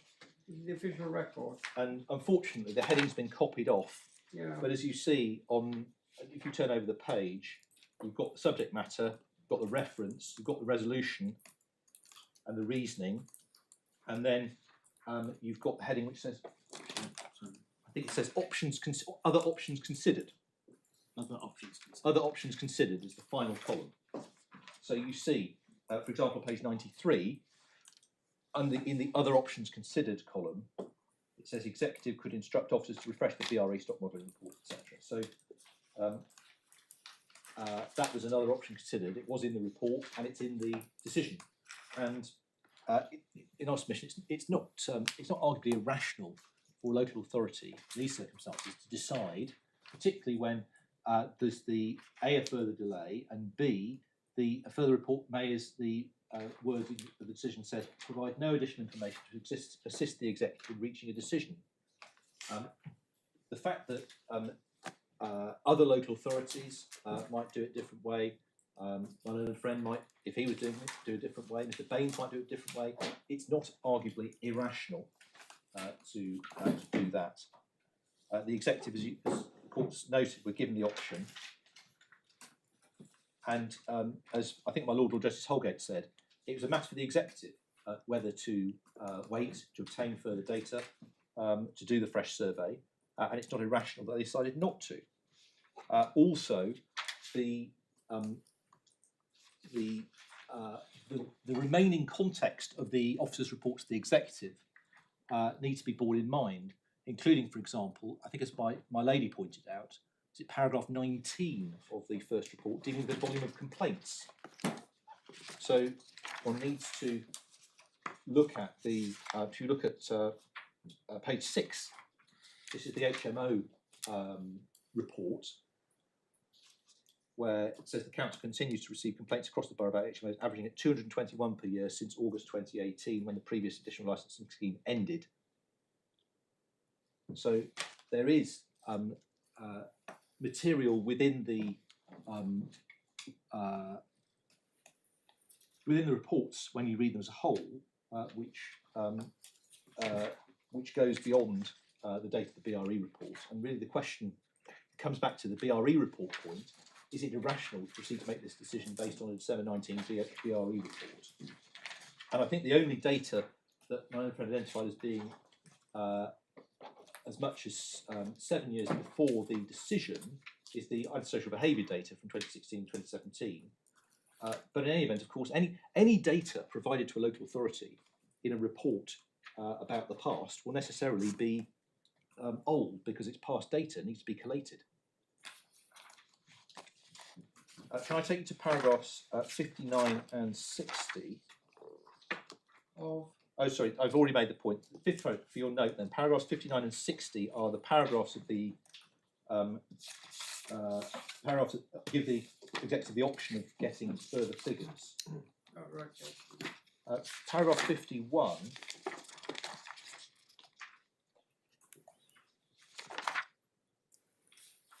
sorry, paragraph 54 on page 12. I'm sorry, I'm afraid I've got paragraph numbers from both reports in my note, which is why I'm... Paragraph 54, and there's a similar provision for paragraph 51, the selective licensing scheme. You see in paragraph 54, the public consultation took place from December 22 to March 23, and the consultation pages carried the BRE stock modelling report. So that was part of the consultation according to the report, and was available therefore for comment.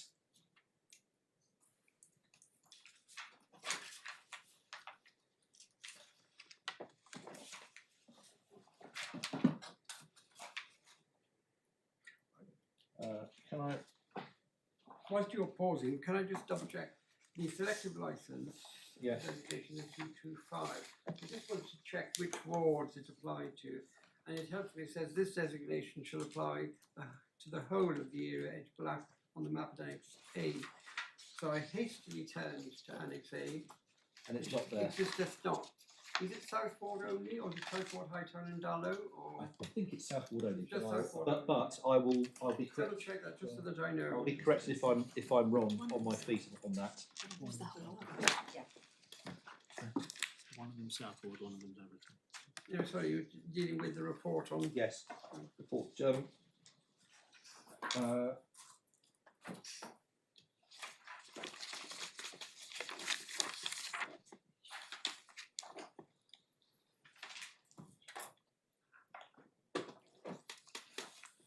If you're against me on this in, as it were, in principle, you do need to consider, as I think my Lord Justice Holgate pointed out, the terms of the schemes and the relevance of the data to them and the criteria separately, Yeah. because these are separate statutory schemes.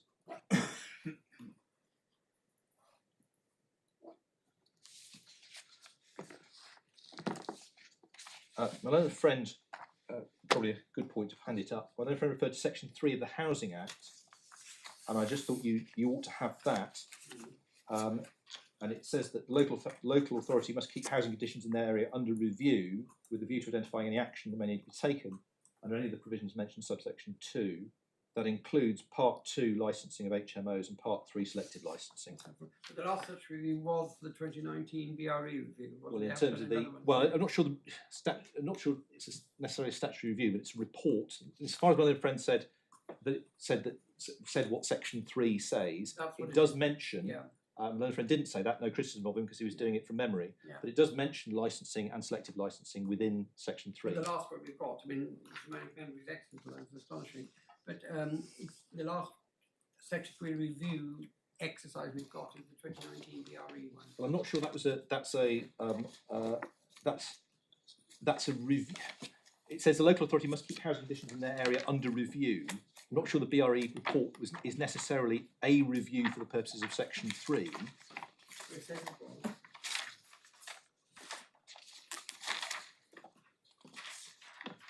Oh, it implies in paragraph 12 on page 5. Sorry. Yes, sorry. Section 3. There we are. That's why I asked. Sorry, I've misspoken on that Yes, one. I'm sorry, my lord's got a better grasp of that paragraph than I have. There we are. That's why I thought you ought to have Section 3, because it contains reference to both these types of schemes. That'd be helpful. There we are. If I can hand this up. Is there anyone in the book?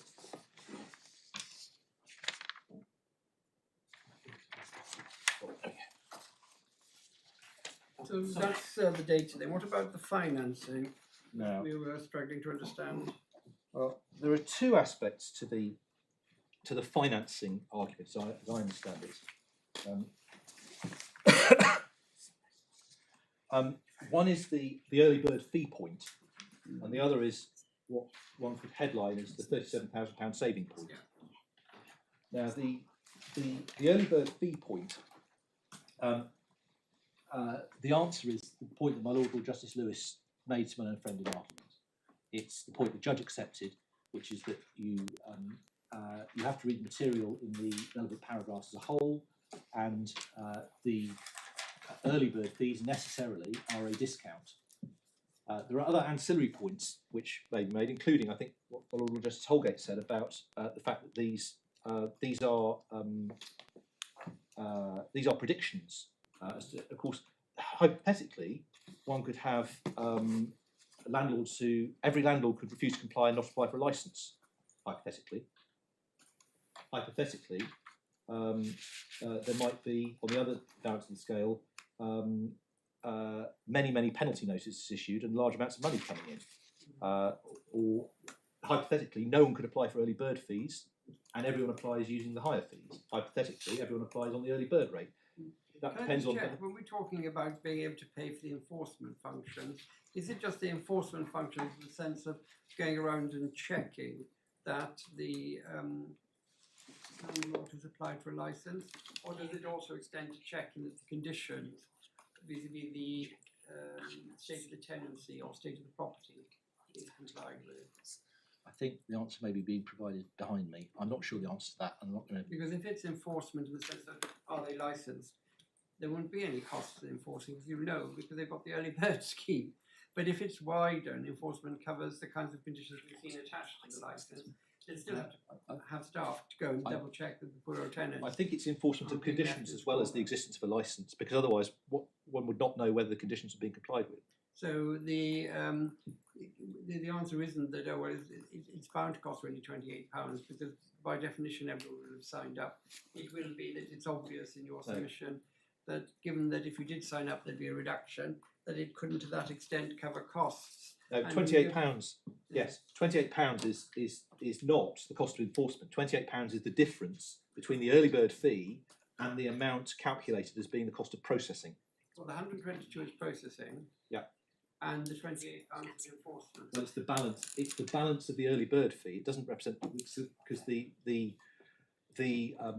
post early bird licences are much more expensive. Yes, because they're not getting a knockoff, but the money you can't charge for something that's not processing enforcement. No, it's not processing. I'll come on to that. Enforcement. Yes, I'll come on to that. But yes, the £28 does not represent the actual or predicted cost of enforcement. It's simply the balance of the early bird fee. Put another way, the more expensive fee doesn't involve making a profit.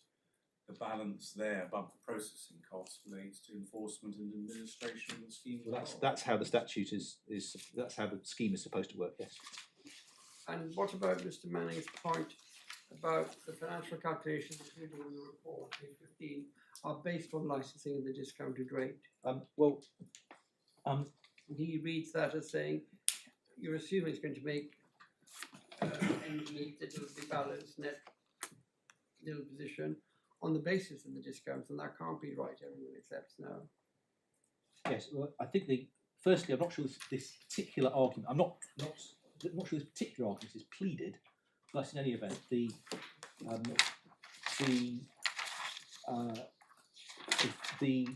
emails show that the reason, and I'll take it to in a second, the reason the finance appendix was removed was because there was no £37,000 saving as a result of the scheme. But that, the reasons the court put to my friend, doesn't affect the lawfulness of the executive decision on the scheme. There appears to be a dispute between the finance officials and the housing officials about this, but that doesn't make the decision of the executive to approve the scheme unlawful. And if you look at page 147 of the supplementary bundle,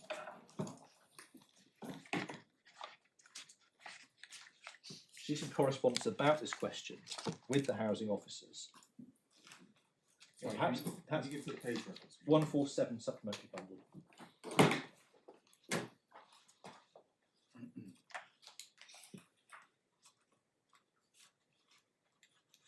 Yeah. So if you look at the bottom, this is an email from Mr. Turner, who's the monitoring officer. And you see going over, unfortunately, of course, it's in the reverse order, that's why you've got to go over the page. And he raises concerns about the withdrawal of the finance appendix.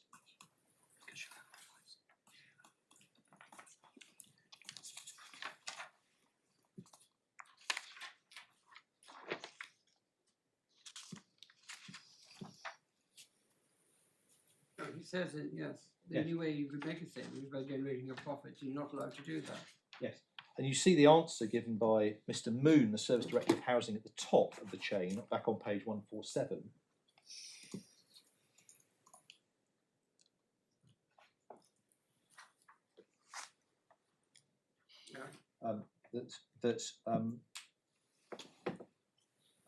Apparently there is 40k savings against licensing, which we have consistently said, Dave and I, that any fees are ring fenced to licensing, the ring fencing point.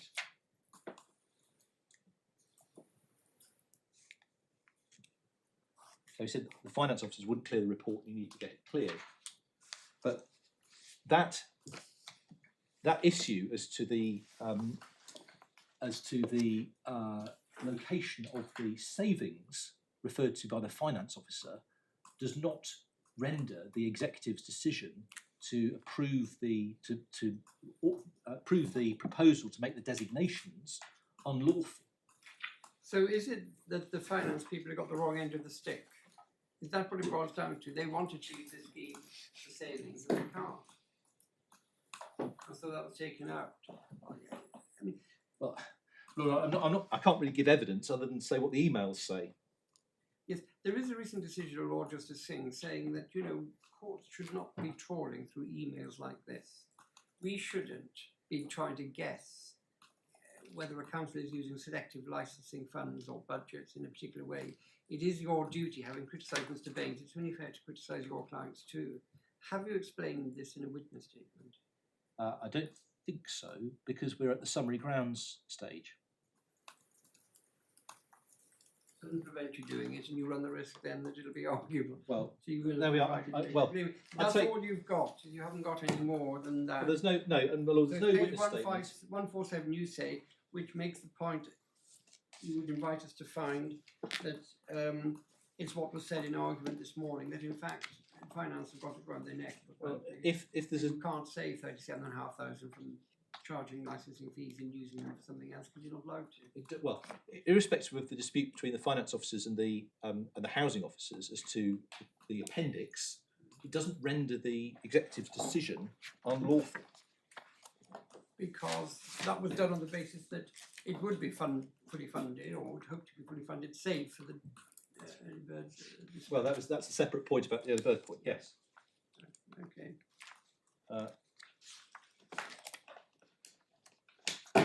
Anything else on financing then? Let me just check.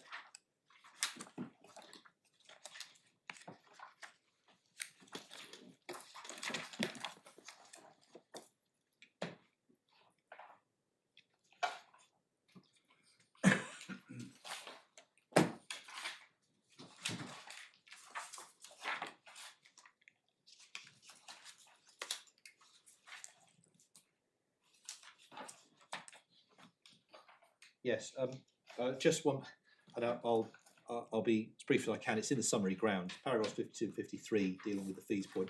I don't ask you to turn them up, just for your notes on page 160. A secondary point, I think it was also made an argument that the resolution of the executive did not authorise the implementation of the scheme solely on the basis that they would in all circumstances be cost neutral. And of course, I think my Lord Justice Holgate's point about predicting things, how can one necessarily predict the behaviour of third parties? But the resolution did not require the schemes to be cost neutral. That was not a restriction placed on their implementation. And where's that in? Is that in the decision sheet again? Well, no, it's not. It doesn't. The decision sheet does not require. Well, it does not require the scheme to be cost neutral. The decision of the executive. I've written down the resolution did not authorise Yes. the scheme on the basis that it Simply would be says the cost scheme. neutral. Yes, And I want to know where that that's is. the resolution is recorded in the decision notice, Right, okay. which I think is at 97 or 94. 91. 94, I think.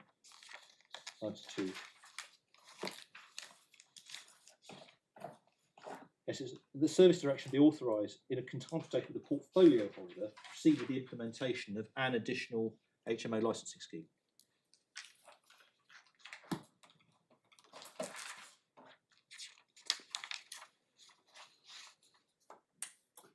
And the bit of 93 at the bottom, executive could increase staffing levels in the private sector housing enforcement team, which would allow a greater focus on enforcement.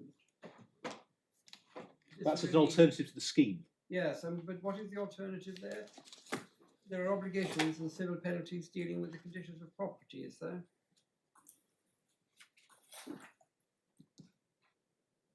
Because they talk about increasing staffing levels, generating income. I think that we'd have to go back to the report to check that.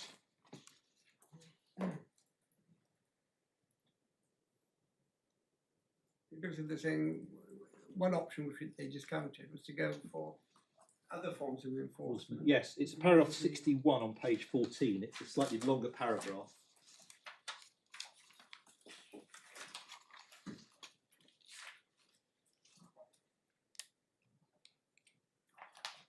And when they say enforcement, they mean enforcement other than enforcement via of an this via a additional or scheme. selective. Yes, okay.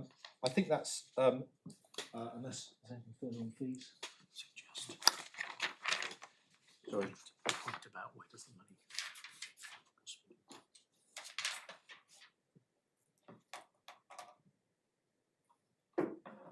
It's just I'm reminded helpfully by Mr. Cannings that if you look on page 9, in terms of what the scheme might involve in terms of enforcement, it's at paragraph 36 Page 9 of the supplemental bundle. Paragraph 36. The scheme will be operated. Both, yes. So it's administration, processing, inspection, compliance, and enforcement, and the costs of monitoring and enforcing against unlicensed operators. So it's making sure that those who've licensed meet the conditions and going after those Yes. who haven't got a license. Yeah. Yes. Right. Can I then go on to the Gaskin point, which I think is the Gaskin, last? I've Yes. forgotten the Gaskin point. Yeah. The Gaskin point. Right. So I'm going to be as quick as I can on this. So I know my learned friend's got to reply.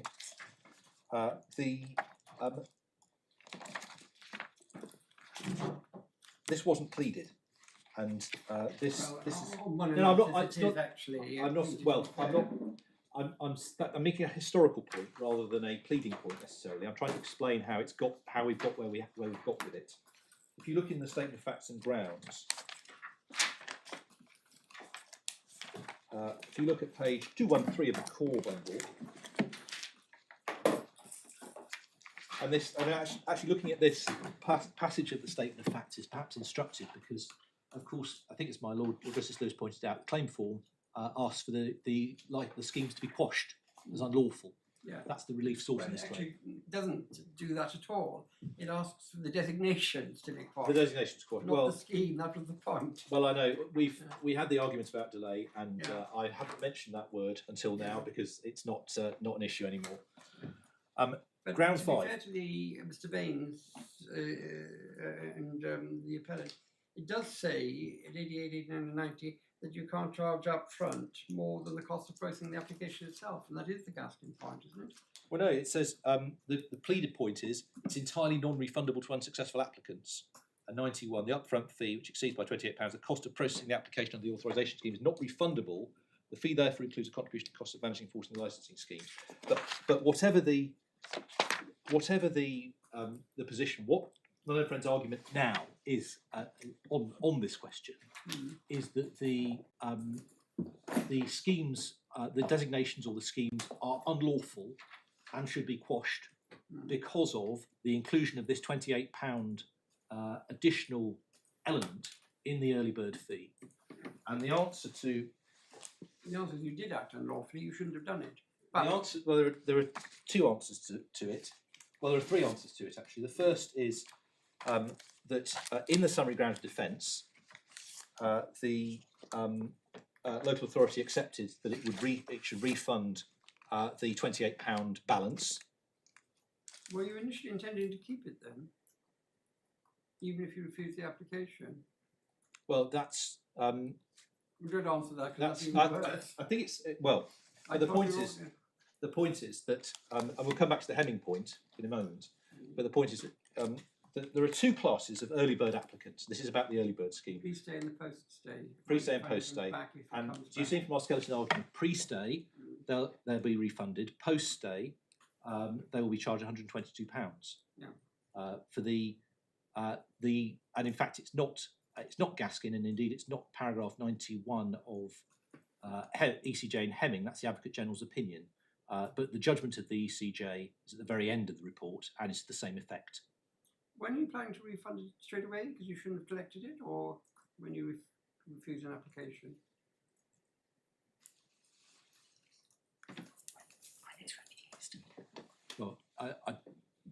don't think the schemes, the proposals as originally made in the schemes provided for this to be refunded.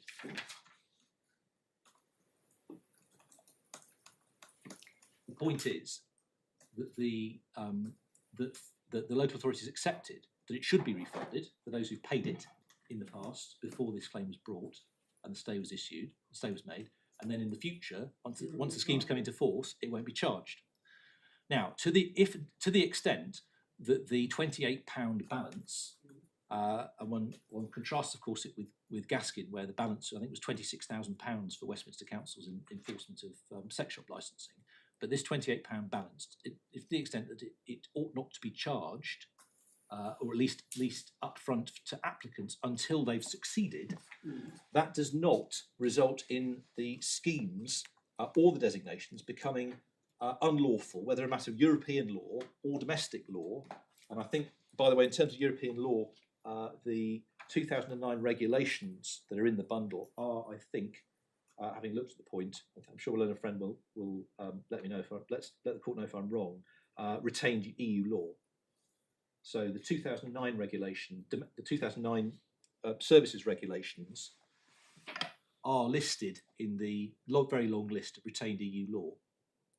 But as a matter of EU law and domestic law, for the reasons given by Lord Mance in the Supreme Court's judgment in Hemming No. 2, that does not result in the invalidity of the clearly does not result in the invalidity of the schemes, which is the relief sought in this claim. It shouldn't result in being quashed, as Lord Mance said.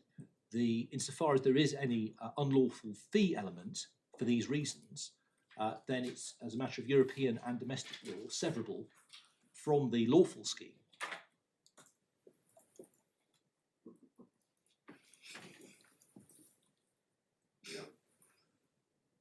So that is a complete answer to the point made in reliance on Gaskin, that and indeed it was originally a complete answer to the point on Gaskin, insofar as this claim seeks the quashing of anything. That's not what you get if in relation to this type of argument based on Hemming and Gaskin, in relation to excessive fee charges. It's the scheme as a whole does not fall. No, what you can't do in Gaskin is refuse to process applications, and what you shouldn't be doing is taking money which you're not entitled to and hanging on to it. But Mr. Gaskin, pounds or not, it's my money, mate. Well, give it back to me. But anyway, there it is. My Lord Justice Lewis will be reassured that if he goes up to Luton and buys an HMO and applies, then he won't be charged £150. I won't be. I'm lucky. I'm late to the game, but I shouldn't have been treated unlawfully earlier on. Anyway, there it is. That's what you did.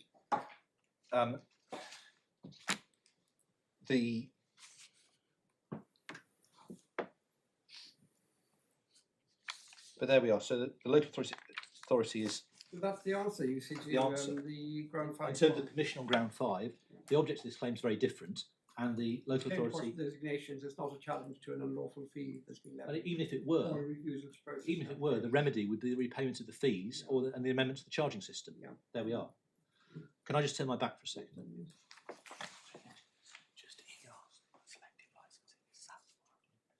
Yeah. Yeah.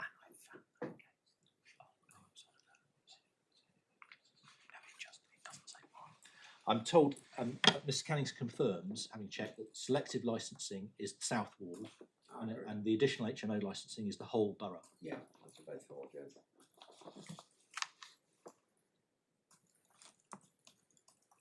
Lady, unless I can assist you further, That's very, very helpful. we invite you to simply dismiss this appeal. Clearly, if you were minded to do something else, then we need to deal with issues such as security for costs, etc. But we wouldn't. If we had allowed the appeal, we'd allow the appeal, and the matter would be remitted then for hearing by the Judicial Review Court, and that would have to deal with any application. well, there we are. We had indicated in the respondent's notice that. Is there an application that the appeal be allowed conditionally? Can we No. do that? No. It's not. It's simply to avoid the necessity for further hearings on security for costs, that this court would make the order if granting permission would make an order for security for costs. but if the court's not minded to do so and wants to remit it to the administrative court, anyway, there's, I haven't discussed it with my colleagues, but that's what I assumed would happen if it would be allowed, and the consequence of that there we are. is that they would have standing and some or one or more grounds would be arguable and they'd have to be heard. And we could retain it in this court for hearing, but there'd have to be evidence, as you said, or more likely we'd remit it. But I haven't discussed this with There my we are. colleagues. But whichever court is then seized with the claim for judicial review would have to deal with any other. I don't think anyone's inviting this court, should it not dismiss this appeal and do something else, to retain the judicial review in this No, court. everyone assumed it's going to go back. Yes, there we are. Let's see further. Those are my submissions. Thank you. Manning, well, very briefly, if I may. My learned friend sought to make submissions as to whether or not Mr. Baines had personal standing, but the judge below accepted that he did. And there's no cross appeal against that finding. In my submission, that's the end of that one. But in any event, Miss Nelson's witness statement makes it quite clear that she accepted Mr. Baines was a local landlord and had dealings with him on that basis, and indeed had his ultimate connections company dealt with him on that basis. And he said he had 5 affected properties, which Yeah. must mean ones that are going to have to be subject to a licence. Yeah. My lord, on the associational representative slash or alter ego point,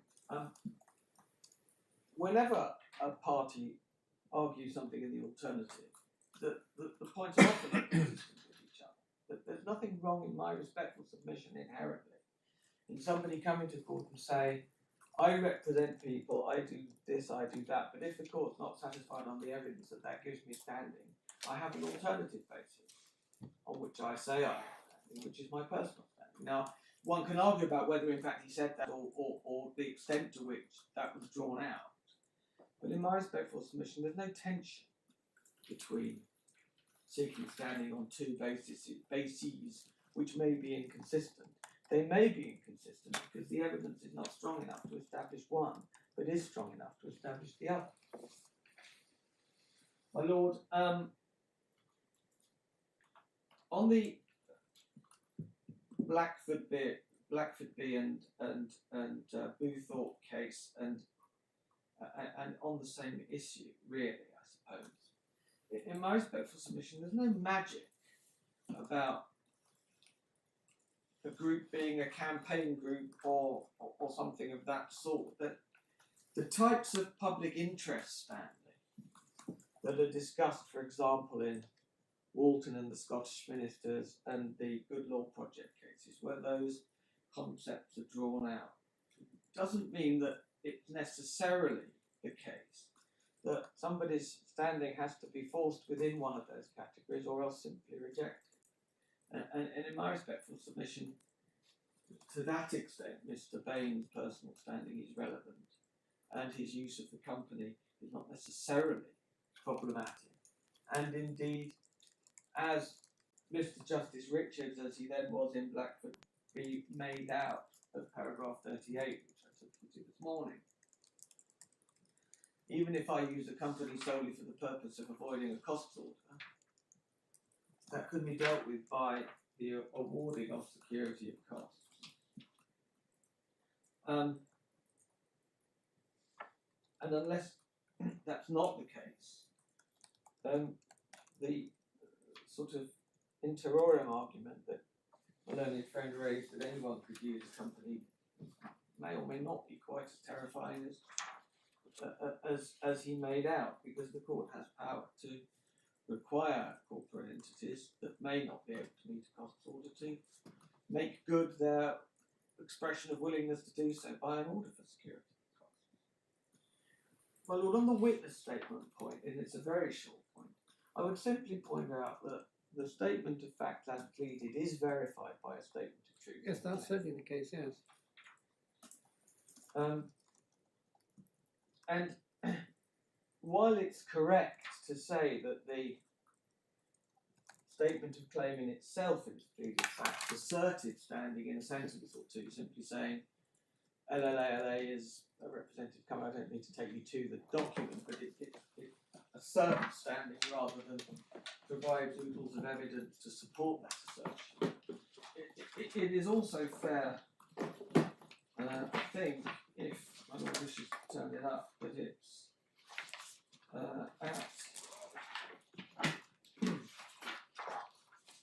paragraph 6 on page 189 for core bundle. Asserts that the claimant is a limited company set up to support landlords in relation to the selective licensing and additional licensing schemes. Well, in fact, when Mr. Baines gives evidence, he goes rather further than that, but that's clearly the basis on which the claimant was saying it was entitled to come before the court. It's verified by a statement of truth by Mr. Baines on page 185, I think. And at that stage, accepting, of course, as I do, the obligation of candour, there was no suggestion, given the history, which I know the court is well aware of, and I don't want to get back into, that it was not necessarily the case. Mr. Baines would have expected the point to be taken on standing at that point when it was taken to put in his switch. Here, of course, a lot of criticisms of those statements, as has Mr. Baines here today. But that's the situation in terms of the original pleading. In my respectful submission, it may be that the failure to go into more detail at that stage was an error, but not necessarily one that the claimant should be held particularly culpable for, given that he had been involved in the previous challenge using this claimant had been involved, this appellant had been involved in the previous challenge without the point having been taken, and therefore he may have assumed that it wasn't going to be contentious, as it hasn't been in other cases. My lord, just coming briefly to the grounds, on ground 3, the fact that the executive were told they could have further, more up-to-date information and decided not to, is not, in my respectful submission, an answer to the contention that we make. If the court takes the view that they should have asked for more up-to-date information, the fact that they were told they could have it but it might not make any difference doesn't save them. It's simply a question of whether that was a legal error in failing to do Isn't it a it. question of rationality? It's not for us to decide.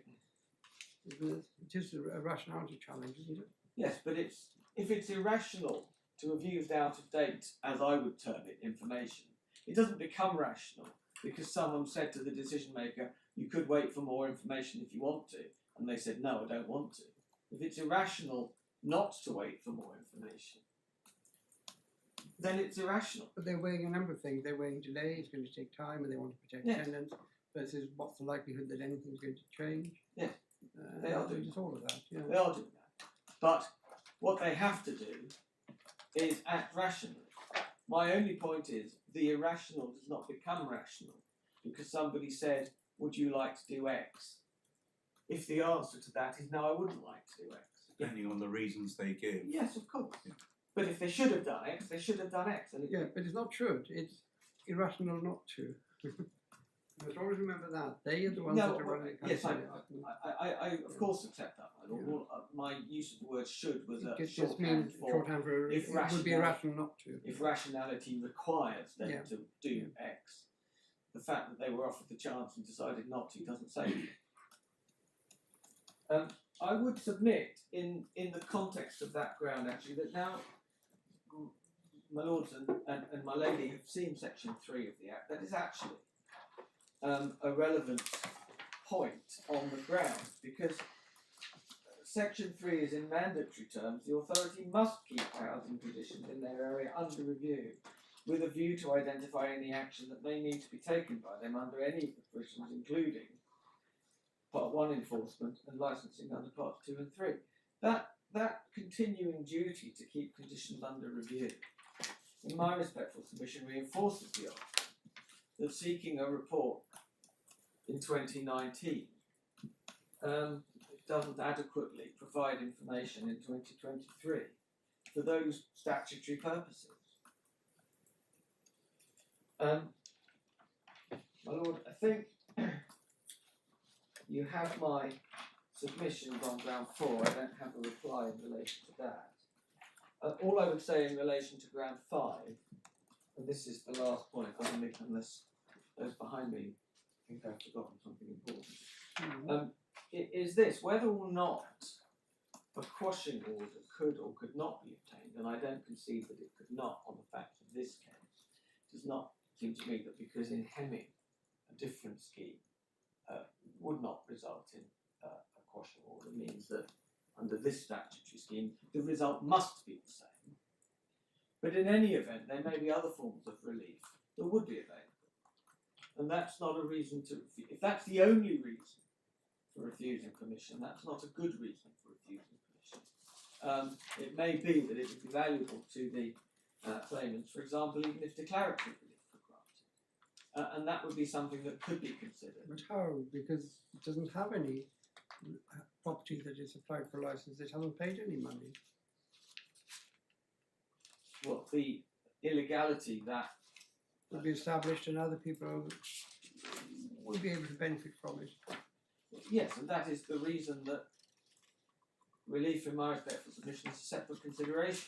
But Doesn't follow they've from- accepted it now. What's the point of having a judicial review when they've effectively run up the white flag? They shouldn't have done it. Still a bit opaque as to whether they paid it back yet, but they're not going to do it again. They've learned their lesson, one hopes. So why have a judicial review at enormous cost? To wag a finger and say, well, you really shouldn't have done that. Well, it may be that if that is the only ground, there wouldn't need to be an enormous cost. It would simply be a consideration of whether any relief should be granted. If it is the case that that illegal conduct is now accepted. You set out the relief you claim in your Yes, at page 182, a declaration that the designations are unlawful, final order of detailed remedies sought. and interim relief. So we do seek declaratory relief. The designations are unlawful, the final order of quashing. The stay, you've got the stay of the money, haven't you, Until your lordship. either we say lifted or if we grant the appeal and it goes back, Yeah. it'll continue.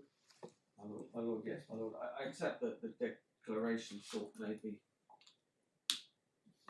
of such as to require a certain amount of refinement if you're satisfied that permission should be granted, but nonetheless they are sought in the claim.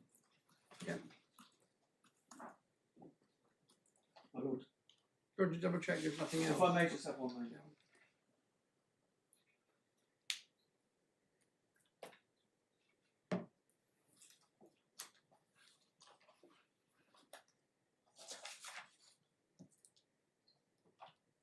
My lord, unless there's anything further, those are my submissions. No, well, that's extremely helpful. Thank you very, very much, both Mr. Manning and Mr. Gullock and the teams behind them. You've been very patient with us as we've asked lots of questions, but it's important that we do understand everything and make sure that we don't leave the court with things unclear. So thank you and your teams very much indeed for your submissions in writing and orally, and particularly your patience with us. What will happen now is we will reserve judgment, which means we'll go away and discuss this and think about it again, and almost certainly reread quite a lot of the stuff which we have read in quite a lot of detail. And then we will reach our judgment. We will send it out in draft form on a confidential basis, so the parties can just check for any typographical errors or obvious things where we get somebody's name misspelled or something like that. Not to re-argue it, it's just to make sure it's factually and typographically accurate, and so the parties can agree what orders would follow depending on who wins. If you win, what orders you would like, and if Mr. Gullock wins, which orders he would like.